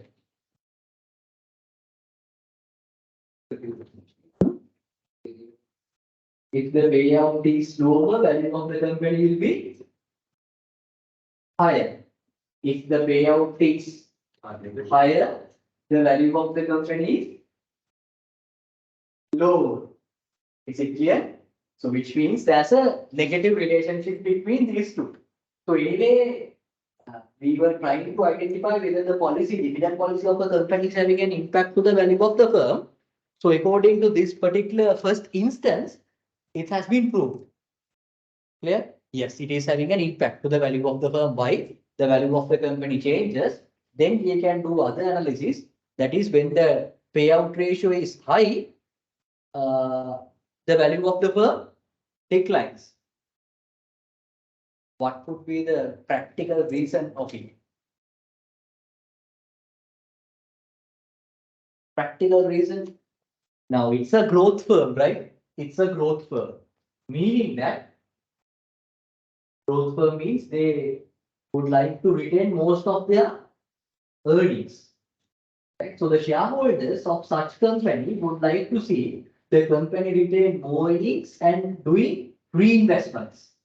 Right? Doing reinvestment. That's why, right, when the payout ratio is 0, the value of the company is higher. Okay? Because they know by default the company is a growing firm. By default, the company is a growing firm, the risk is lower, the company is performing well. Then they have a lower risk with regard to the money that they have invested in these companies. Okay, that is why they're asking a lower cost of capital from the company. Right? So then they provide the full freedom for the company to expand the businesses by using the earnings rather than paying it out as dividends. Right? So that is why when the payout ratio is 0, the value of the company is high. Okay, so you need to know these things, not just number crunching. If more things are there. Okay, clear? Okay. Then if you look at the, no need to discuss this one, but we do it. So if you look at the declining firm, right? If you look at the declining firm, so here the same payout ratio is there. Payout ratio 0, 40, 80, and 10. What do you think? Does the payout policy of a company is having an impact to the value of the firm? Yes or no? Yes. Why? Because the market value has been changed. So which type of relationship? When the payout ratio is 0, the market value is 80. And when the payout ratio is high, the market value is high. Which type of relationship? It's a positive relationship. Why it happens? Now you know the reason for this, so simply you can convert into the other aspect. Now this is a declining firm. By default, declining. Right? So which type of a risk that you have? You have a higher risk or lower risk? Higher risk. That is why you are asking a higher cost of capital from this company. Accordingly, what you do, you are trying to recover your investment. You would like to have a lower payments, right? You would like to get what you have invested quickly, right? So then you feel satisfied. Otherwise, you don't. Right? If the company doesn't pay anything, you don't satisfy. You undervalue the company. Right? You undervalue the company because the company not satisfy your request. But if the company pay a higher dividend, then only you satisfied and therefore you are trying to increase the market value of that company. Clear? You are trying to increase the market value of the company. Clear? Right, so that's the simple reason, simple reason. So accordingly, if you look at the normal firm, it's not practical. First, I want to do that it's not practical. Since we are having higher and the declining aspect, we need to have a middle partner. So that's why we have this normal firm and their return is equal to cost of capital. Accordingly, you could see the value is same. Value is same. Okay. So what is the ultimate conclusion? According to the Volter's model, the dividend policy of a company is having an impact to the value of the firm. Right. Okay, so there are some criticisms as well, right? Definitely, if you have a various models to do something, which means either one is not correct. Very simple story, right? If you have many models to calculate one thing, none of the models are 100% correct. That is why you come up with another models. And so here it says you assume that the return is constant. Here you assume that cost of capital is also constant. But when it comes to the practical, it changes with the riskiness of the cash flows of your investment. Okay. So could you please read this Volter's model and get the clear-cut idea about the calculation? Sometimes in your exam paper, you might ask to elaborate the things with the particular model. Most of them, if you look at the past papers, you will see the past papers never ever repeats. It's a fun list of paper.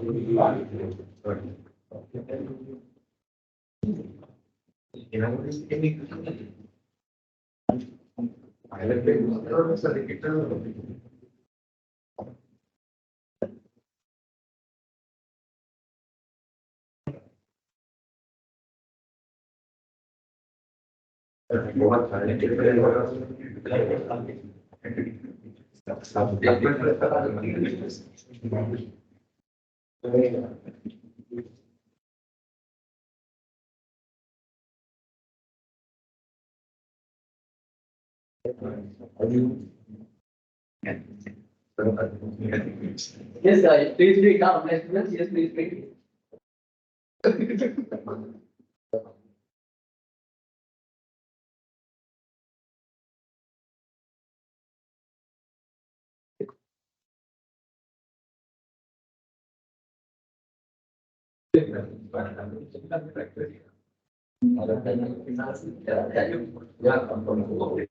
No, like simple diagnostic questions.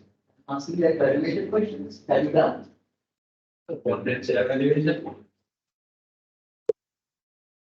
Yes, I have uploaded 2 questions.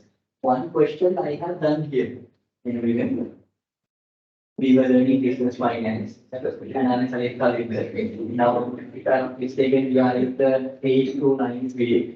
Right? We did. We did that. And there is another question from the valuation. Right? So please try that. Cost of capital is the part that I have done it. The valuation question is that please try that. Please take business finance papers and please try those questions. The papers are there in the LMS, right? You can try and if you have a doubt, you can ask. And so definitely your compulsory question, right? Your compulsory question nearly carries for 28 marks, right? 28 marks. It is either from valuation or cost of capital or both. But very simple question, huh? So if you have the hands-on experience, right? That's why I'm continuously telling to you, go home and study. Go home and redo the calculation. But when it's come to the accounting, right? Listen, huh? When it's come to the accounting, inside the debit, it's a matter of debit and credit. Right? If it is not debit, if it is credit. If it is not credit, if it is debit, the thing is you need to correctly identify the mixture of that you are debiting or crediting. Right? But when it's come to the finance, the way the question comes is different. That's why I'm continuously telling you. Right? The way the question comes is different. If you don't have the hands-on experience, then it is difficult for you to understand the question. Okay? So please do now how many when do you have your exam? When do you have your exam? Next month, July. Next month, July.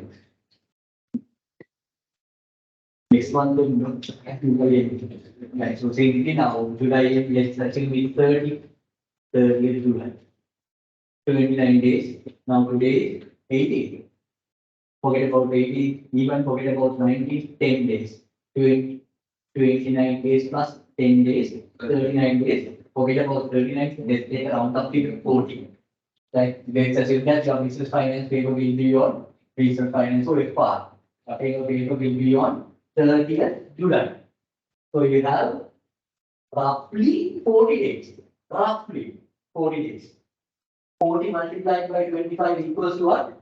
The number of hours that you have. Right? 40 multiplied by 24 means nearly 800, maybe something like that. Right? So other total hours that you have. Are you working? Yes. Okay. Number of working hours multiplied by 40 within brackets. Are you sleeping? It's simply number of sleeping hours multiplied. You have to work. You don't sleep, please sleep. Right? Okay, listen, this is how you do the analysis. So okay, let's say you have 800 dollars. Take your first exam. Right? I think online students, you also with me, yeah.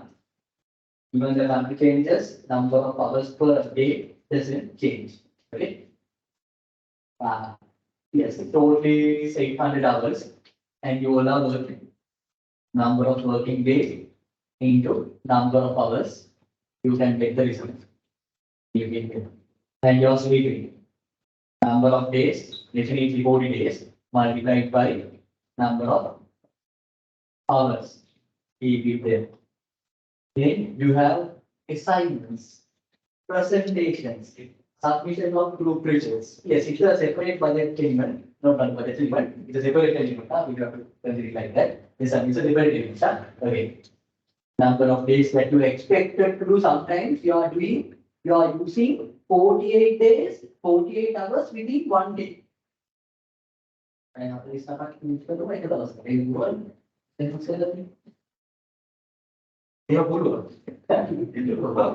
right? So keep that there.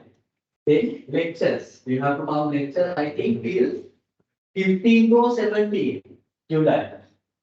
Take the number of days multiplied, keep it there.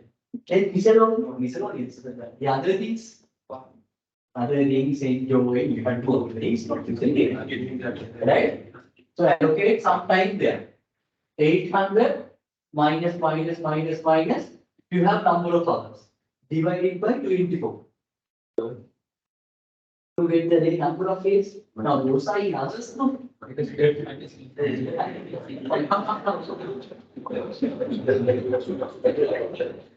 What about we face right? So simply once you divide it by number of hours, you are going to get the number of days. So apparently you had 40 days, but now I know the busy schedules. Nearly, you have for study purpose. Now, this is the time that you're going to get for the study, yeah? If we convert these things into finance, earnings were there. We remove preference dividend, then you have the old number of the profits that will be your old shares. Now, this is the time available for you to study. The time available for you to study. Here, I know that maximum it would be 12 days. Maximum 12 days. Maximum 12 days. Huh? Within 12 days, we have to study FR, business finance, MIS, MIS. So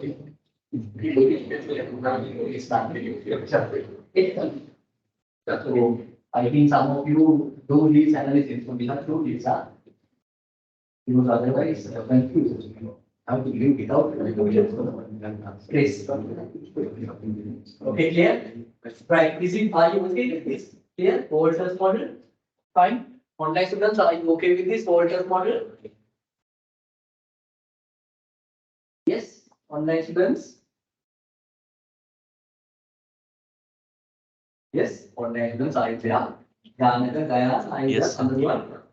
Yes, sir. Right. Okay, fine. So now we are going to look at something called Gordon's model, right? Okay. Listen now. Okay, we are going to look at another model called Gordon's model. Okay, these are researchers, huh? The Walter and the Gordon, those are researchers, right? Right. Gordon's model is there, and here they have certain assumptions as well, right? They have certain assumptions as well. Now you could see that some of the assumptions are not practical, and some of the assumptions are even contradicted, right? Now here it says all the companies are equity firm, which means equity finance is there. And here it says no external financing. It's a model done. No external financing, then constant return, constant cost of capital, perpetual earnings, which means they believe that the same earning could be there till infinity. No taxes, constant retention, the cost of capital is greater than the growth rate. This is okay. Okay, cost of capital is greater than growth rate because you got to know this when we are doing the valuation. Under the growth scenario, I said to you why we believe that the cost of capital, cost of equity must be greater than the growth rate. Okay, so these are the assumptions. And this person is also having a particular model. Right? If you look at the previous one, he is having his own model. And this person, he is also having his own model to value the company. So according to his model, this is how we value. Earnings per share multiplied by 1 minus B divided by cost of capital minus growth rate. Right? BR means growth rate, right? Retention ratio multiplied by return on equity gives you the growth rate. So this is the formula. Right. Okay. So now let's see, without looking these things, let's look at the valuation. Right? Let's look at the valuation. Okay, so again, you have three firms, right? Now I believe that we know the exact meanings of this. You have a growth firm, you have a normal firm, as well as we have a declining firm. Normal growth, declining firms. And that is how we assume that those companies are growing as well as declining based on the return and the cost of capital. Okay, same payout ratios. Same payout ratios. What do you think? Does the company value be having an impact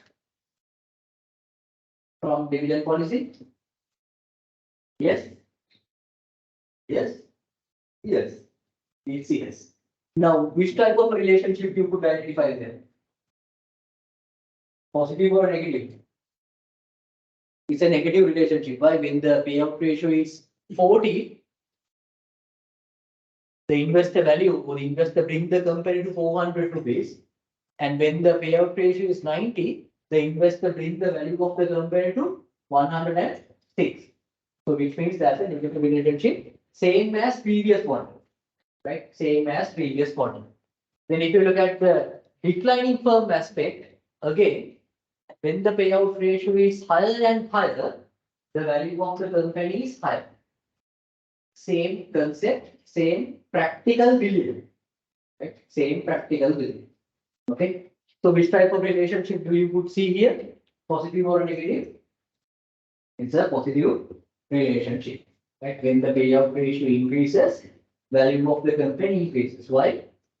Since the company is declining, the risk level is high. Accordingly, the investor wants to recover their hard-earned money. Investor wants to recover their hard-earned money. Accordingly, they would like to see that the company is paying higher dividends, higher payouts. Okay.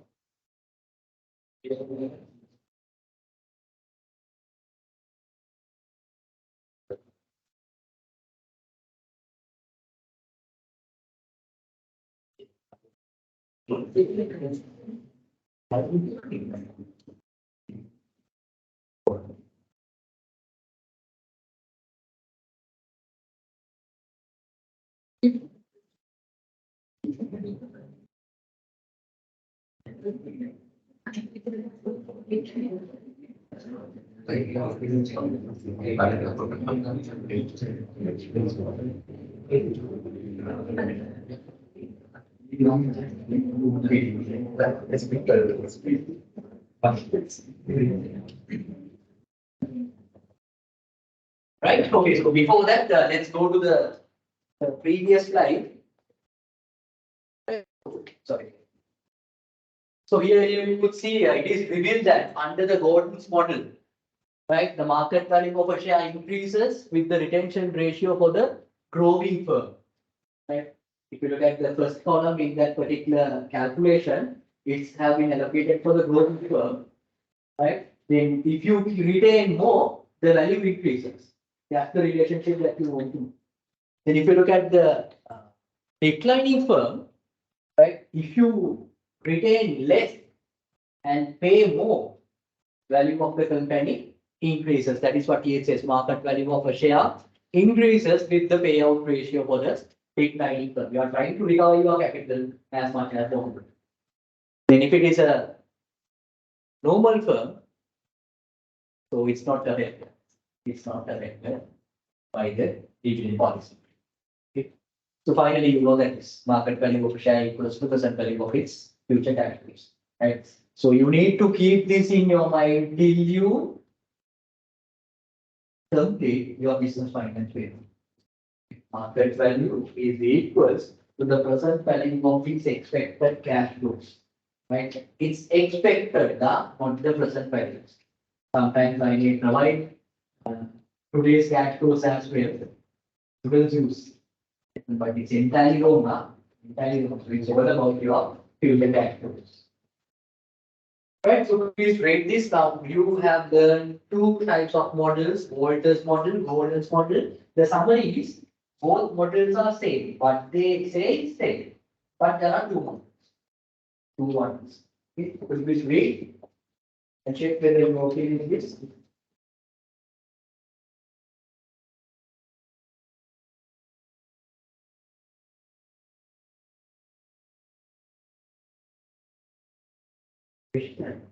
I might go over the internet of the which was not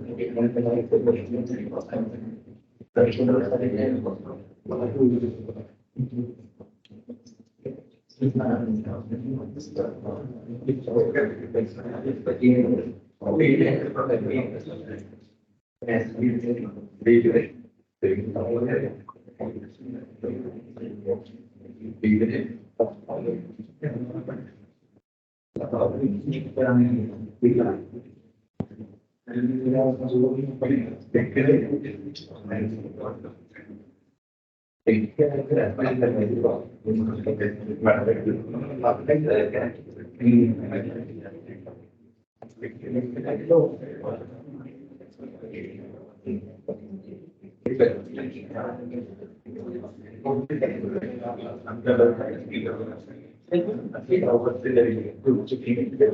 in your question paper, right? So I will silent the all whether the government you will not decline. You have to decide that.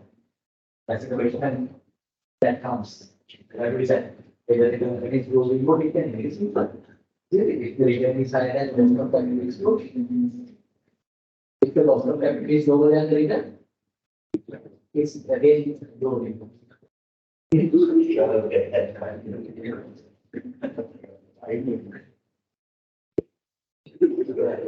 Yeah, the way of the return is higher than the cost of capital. Cost of capital is lower than the return. Same company.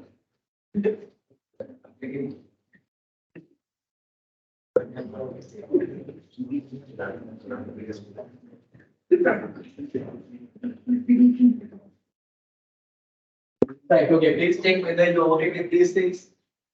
It's a very simple lesson, isn't it? Very simple. Questions would be challenging, but the way it's easy. Challenging does not imply the effort that you have to interpret.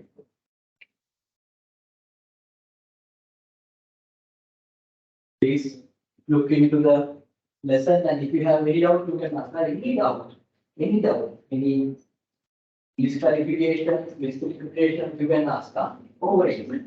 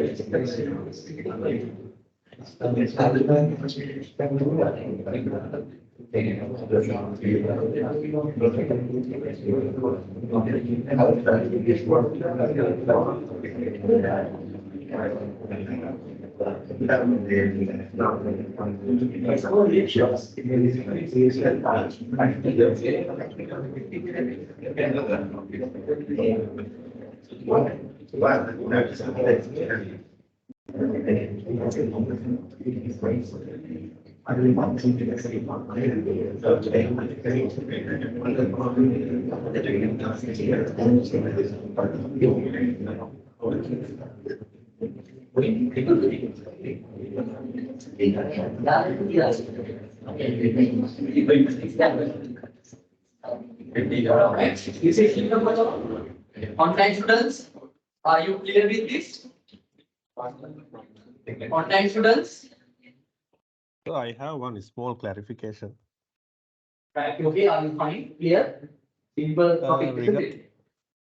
Regarding Walton models and Gordon models, Walton model, it will consider constant dividend growth rate. But Gordon models, it will consider the growth rate for the dividends. Okay, yes. Yes. Okay.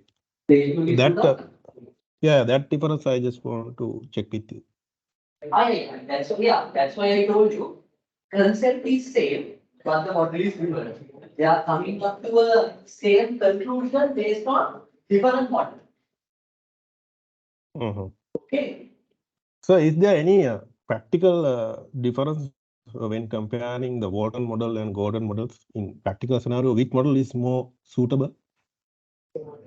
Which model? Which model? Now, most of the time, when it's come to the practical scenario, what we do is we just get the, yeah, listen, that's good question.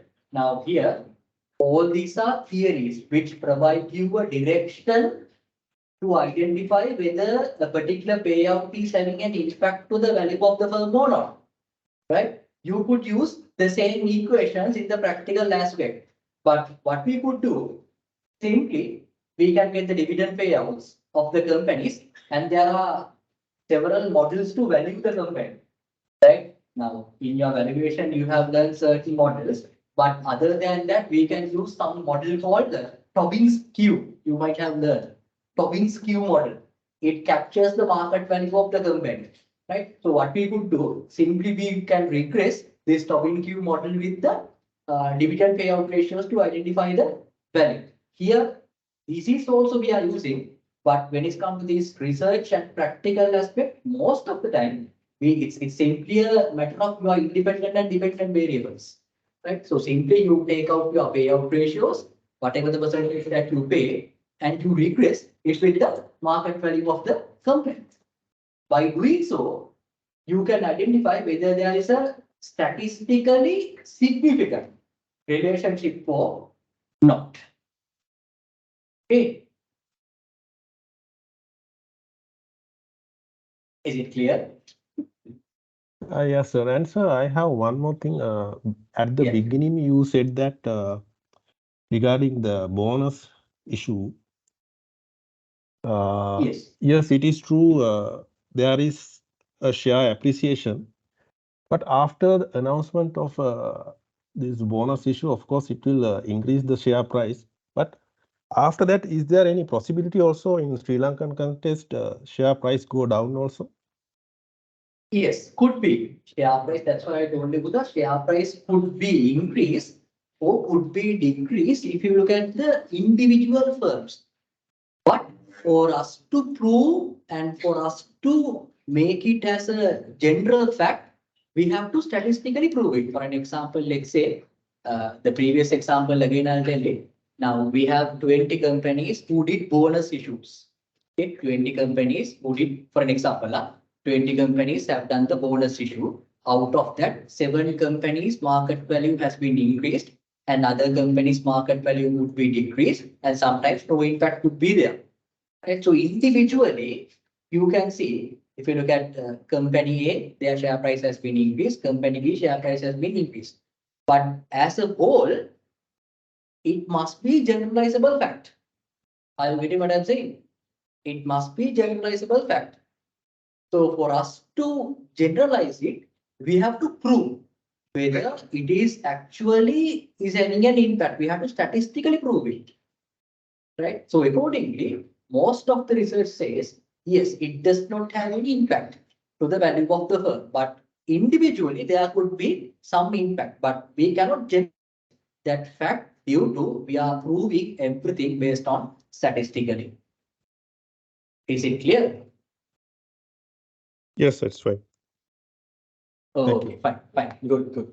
Individually, you can say, individually, you can say, for an example, if a company ABC did a bonus issue, and after the bonus issue, after 2 or 3 times, there's a significant increment in their share price. Yes, of course, you could tell it, but we have to generalize. If you are doing, I'm focusing on the research. If you are going to do a research, you need to have this generalizability fact. Otherwise, no point. Okay. Yeah, good question, Anita, right? Yes, any questions? No questions. Okay, all right. Okay, so now this is actually I discussed earlier with you. There is another theory called signaling theory, right? Signaling, right? You might have learned this, and also at the very beginning, you might have seen that I have provided something called information content, right? So that is a particular signal, right? So signal could use by the investors to buy and sell the company shares. right? Buy and sell the company shares. Now, for an example, right, without giving these things, now you know value of a company is equals to present value of its future cash flows, right? Value of a company equals to present value of its future cash flows. Now, at the very beginning, I'm telling you, shareholders react in the market, whatever the decision that the company is making. Correct or agree or disagree? You have to agree. I'm saying you have to agree. You don't agree, right? Okay. So, for an example, let's say the company, I think I said this example, the director of the same company purchased the shares of that company, right? So the investor would believe it is in a positive way or a negative way. They have the right to believe in that way. So it's a signal, right? Director doing the purchase, it's a signal. Most of the time, when it comes to the research in finance, right, we believe that directors of a company purchase shares if he believes the company is good. That is what we believe. Huh? And if you look at the other angle, directors sell the shares. Right? So we believe that directors sell the shares if they have any issue with the company. Right? Cash flows or something like that. Yes. Okay, so it's a signal given by the director to the market. And also you know that all the companies must report their whatever the events through the secretary to the Colombo stock market. Right? If you go to the Colombo stock market, in the website, director readings are there, appointment of directors, scrip dividends, dividend payments, many announcements are there. So definitely they have to report those, right? For the transparency purpose. So each and every information is a signal to the market. So we call it as signaling theory, right? If it is a positive signal, investor consider it as a positive. Then the market price per share increases. Why? Based on the present value of the future cash. If the signal gives you a negative impact, it may have a negative impact to the share price. So if the director sells the shares of his company, is it a positive signal or negative signal? Positive or negative? Negative. Negative signal. Simply a negative signal. So we call it as signaling theory. And if you go over right issue, right? Right issue means what? You're offering shares to existing shareholders at a price below your market price. So again, it gives certain hints to your shareholders according to the area. Right? Signaling theory. Right? I am discussing many of the practical things in the business finance section. By using this technique, company can manipulate the investors also. Good. The director. Good. Higher probability, yeah. Higher probability because it's signaling. Now what happens is, now simply, let's assume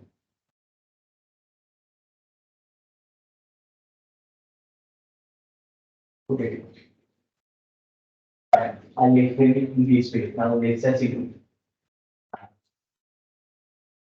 let's say, as a company, you know that you are on the director board and the co-investor, right? You are the director board and you know that after 2 or 3 months, you are going to acquire or merge with another top company in Sri Lanka. So it's a private information, right? Private information. So based on that, as a director or as a person who comes under the corporate governance of the company, let's assume you would buy the company shares, right? You can buy the company shares. Either most of the time, you are not going to purchase by warrants. Little by little, you are purchasing the company shares. At the end, it equals to a warrant. Clear? So little by little, you are purchasing the shares. And since you are purchasing shares, it may have a positive impact to the company share price. The share price little by little increases. Right? For example, let's say as a board of directors, you started as the official of the company, You started to purchase the company shares from 1st of January, little by little you are purchasing. And during that period, you are making a discussions to merge with another company, right? Little by little you are purchasing, and little by little the company share increases. After 2 or 3 months, you are publicly announcing that you are going to merge with another company. What could be the reaction of the shareholders? They believe it's a good signal. Bunch of the investors, they demand the shares. Shares increases, right? First of January, share price could be 10 rupees. Little by little, officials purchase the shares. Okay. At the end of the March 31st, the share price would be 20 rupees. And because of this earning effect, we call it as earning effect in the stock market. Since this is a good information, investors further purchase the shares. Accordingly, this share price could climb up to 50. Then what officials do? Sell the shares. Share price declines. So what happens to the investor?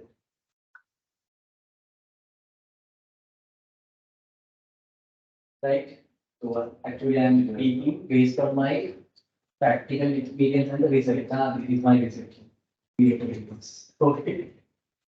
This is what happens. This is what happens. So then what they do simply in the practical, these are the research findings. This is simply purchase. They are not going to purchase by bulk.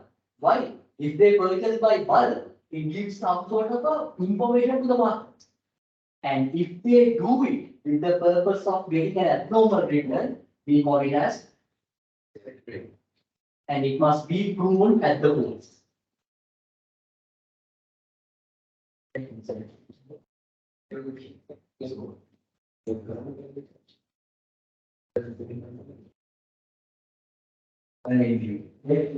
So it's a nice lesson, isn't it? Signaling, you can do many research based on this signaling effect.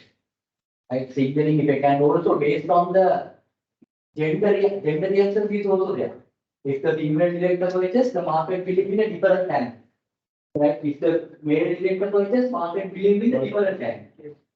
So that part is also there. Because most of the time, if the female director purchases the shares, the market believes it's a good decision. Why? Females, based on the attributes of the right, based on the attributes of the females, we know they are analyzing more. These people are analyzing more. Right? So they don't like to see unnecessary cash outflows. Am I correct? Right? They don't like to see unnecessary cash outflows. So accordingly, they are making a decision after doing a significant analysis. But if you look at males, we are risk seekers.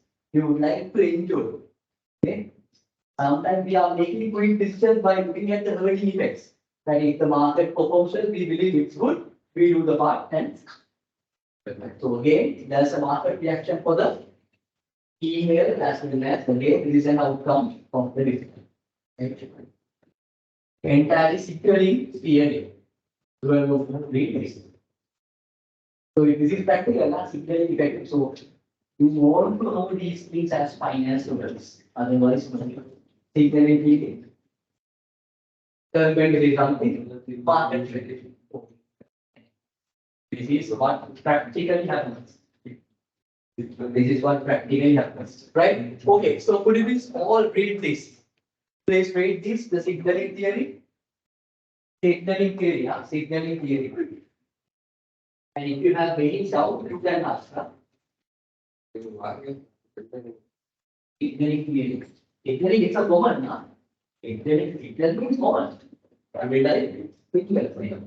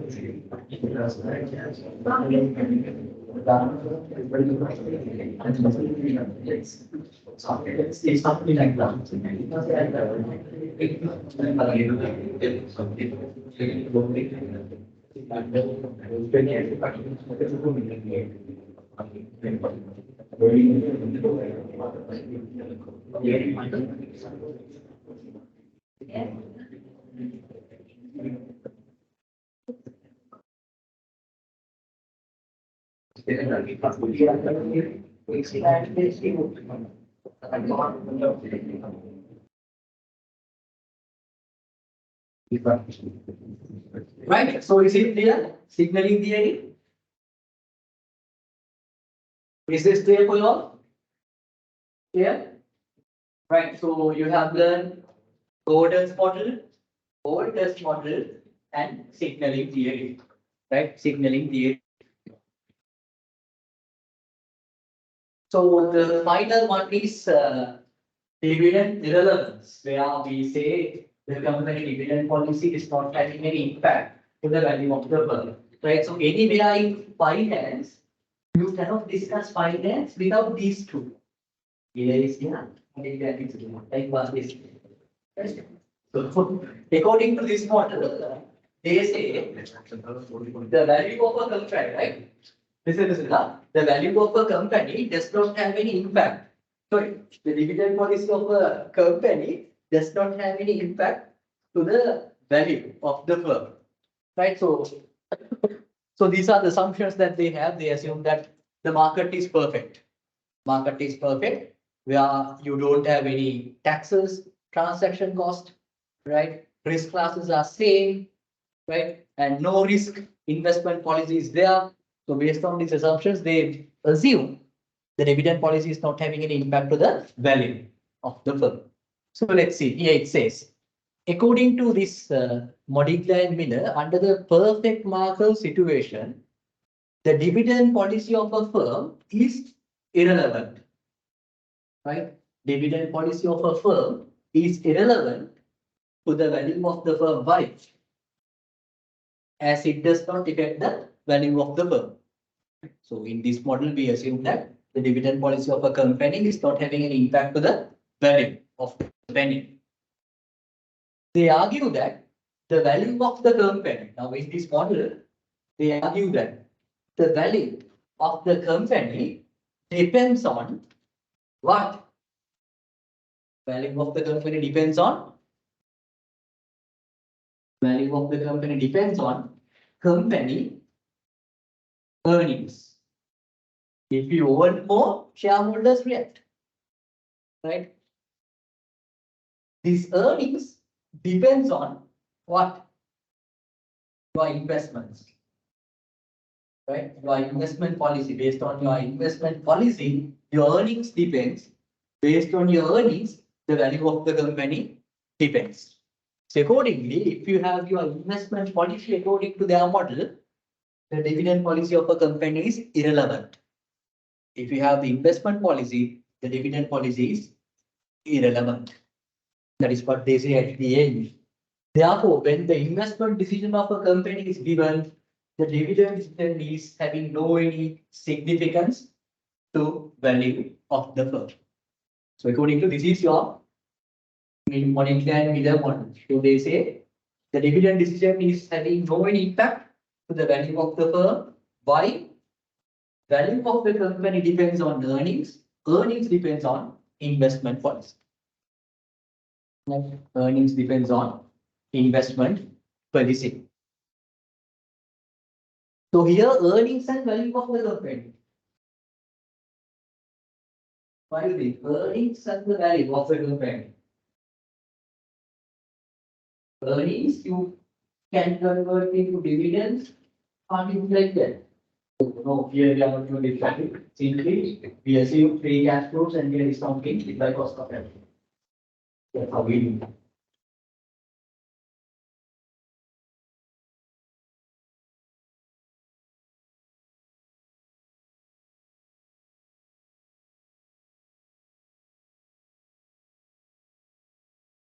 Okay, so this straight whether you okay with these things.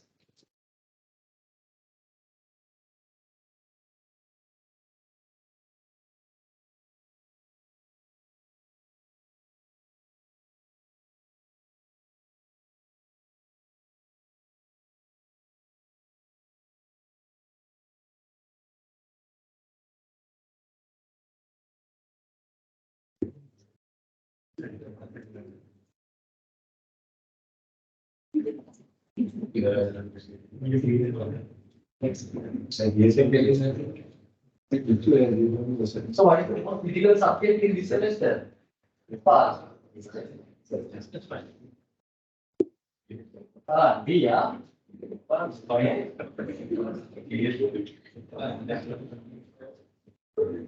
It's easy. You put more theoretical subject in the degree. This is why it's. Try and tell me what is the difficult subject. I keep it through. Some says this is minus, some says it's not. Individually, it could be like, you know, the impact. Hands up, those say this is minus, it's difficult. Frankly, hands up, those who say this is minus, it's difficult.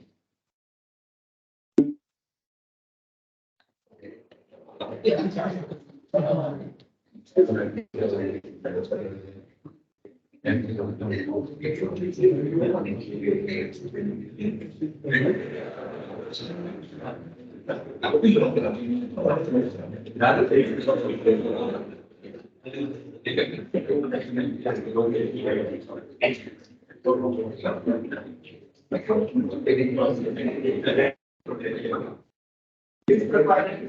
why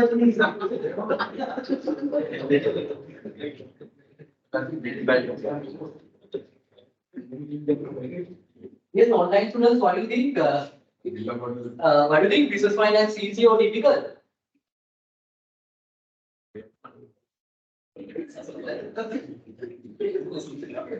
Difficult, sir. What you love? Sorry? Compared to sorry. yeah, compared to other subjects, it's technical. Therefore, it's difficult. Compared to other subjects, it's technical, therefore it's difficult. Okay, fine. Right, okay, so now I want to discuss now. Right, so that's the end of your lesson today. Now, okay, what is the difficulty? Tell me the difficult part.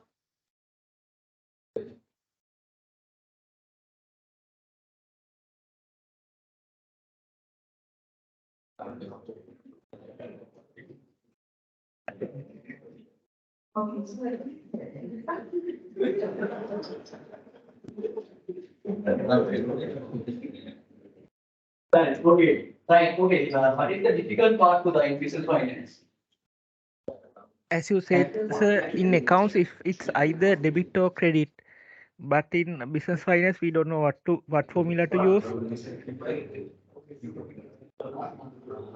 Formula used. Anyway, the relevant formula will be given.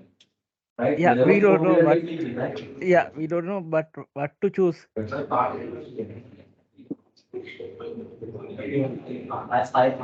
I said you, if this is the scenario, this is the formula. For an example, let's say based on the share valuation, if the share growing at a perpetual rate, this is the formula. Next year dividend divided by cost of equity minus growth rate. If not, simply you need to get the present value of the future cash. So when it comes to the cost of capital also, separately I said you which formula that you have to use. Yes, ma'am. Okay, so please, later on, if you have figured out, you can ask us. Yes. And anyway, I'll give you the formula. I technically I'll give the formula, but IRR formula, earnings per share, you will not be getting that. Yeah, yes, yes. It's clear. So, simple formulas, no. In your blood, I will at least movie. Yeah. Right, okay. So what are the other issues that you have?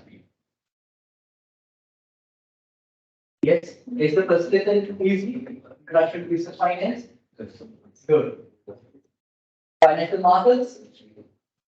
Yes, financial markets. Is it easy or difficult? Financial markets.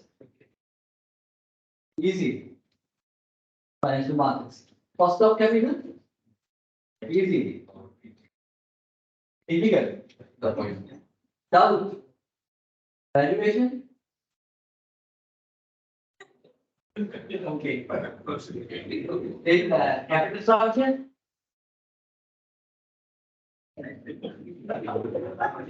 Capital structure? Easy. Difficult. Dividend policy? Easy. Now, say 6 out of 3 subjects are easy, 50%.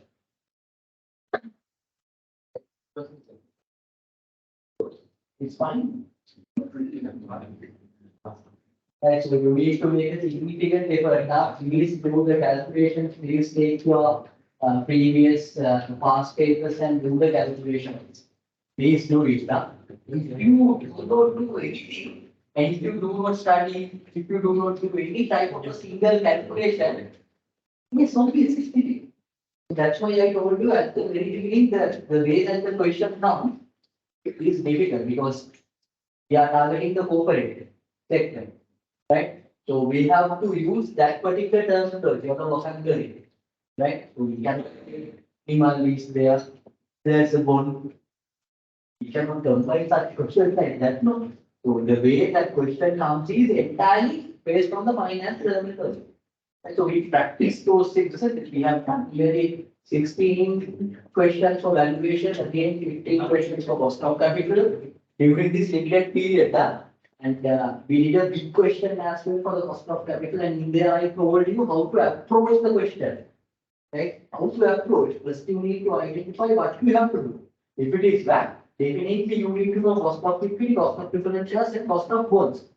Then, based on the question, only preference of the equity share could be given. So accordingly, you have to calculate those two. So you need to know how to calculate those based on the given information. Okay, so please practice, please practice. Okay. Right. So today's session is over. Let me give you a brief summary on today's lesson. It is entirely practical lesson. Most lessons are practical. So it's dividend policy, right? So dividend policy is what? It is how the earnings of the company is being distributed among the shareholders. The framework that you apply to do it is known as dividend policy. So when you are going to determine the policy for your dividends, you need to know your investment opportunities as well as your financial needs. Okay, and some other terms and conditions starting from loan contracts to liquidity control inflation.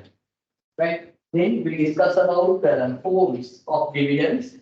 You have cash dividends and the bonus issue. You want to know what is the bonus issue and what are the advantages for the company as well as the shareholders and the limitations of it. So we discussed practical things. We wrote research findings as well to prove certain aspects. Then we discuss about share repurchases. We discuss certain amount of that, and I have asked you to find out the advantages and disadvantages of share repurchases. Don't just try, think, analyze, get the idea, then try. Okay, so it will be easy for you.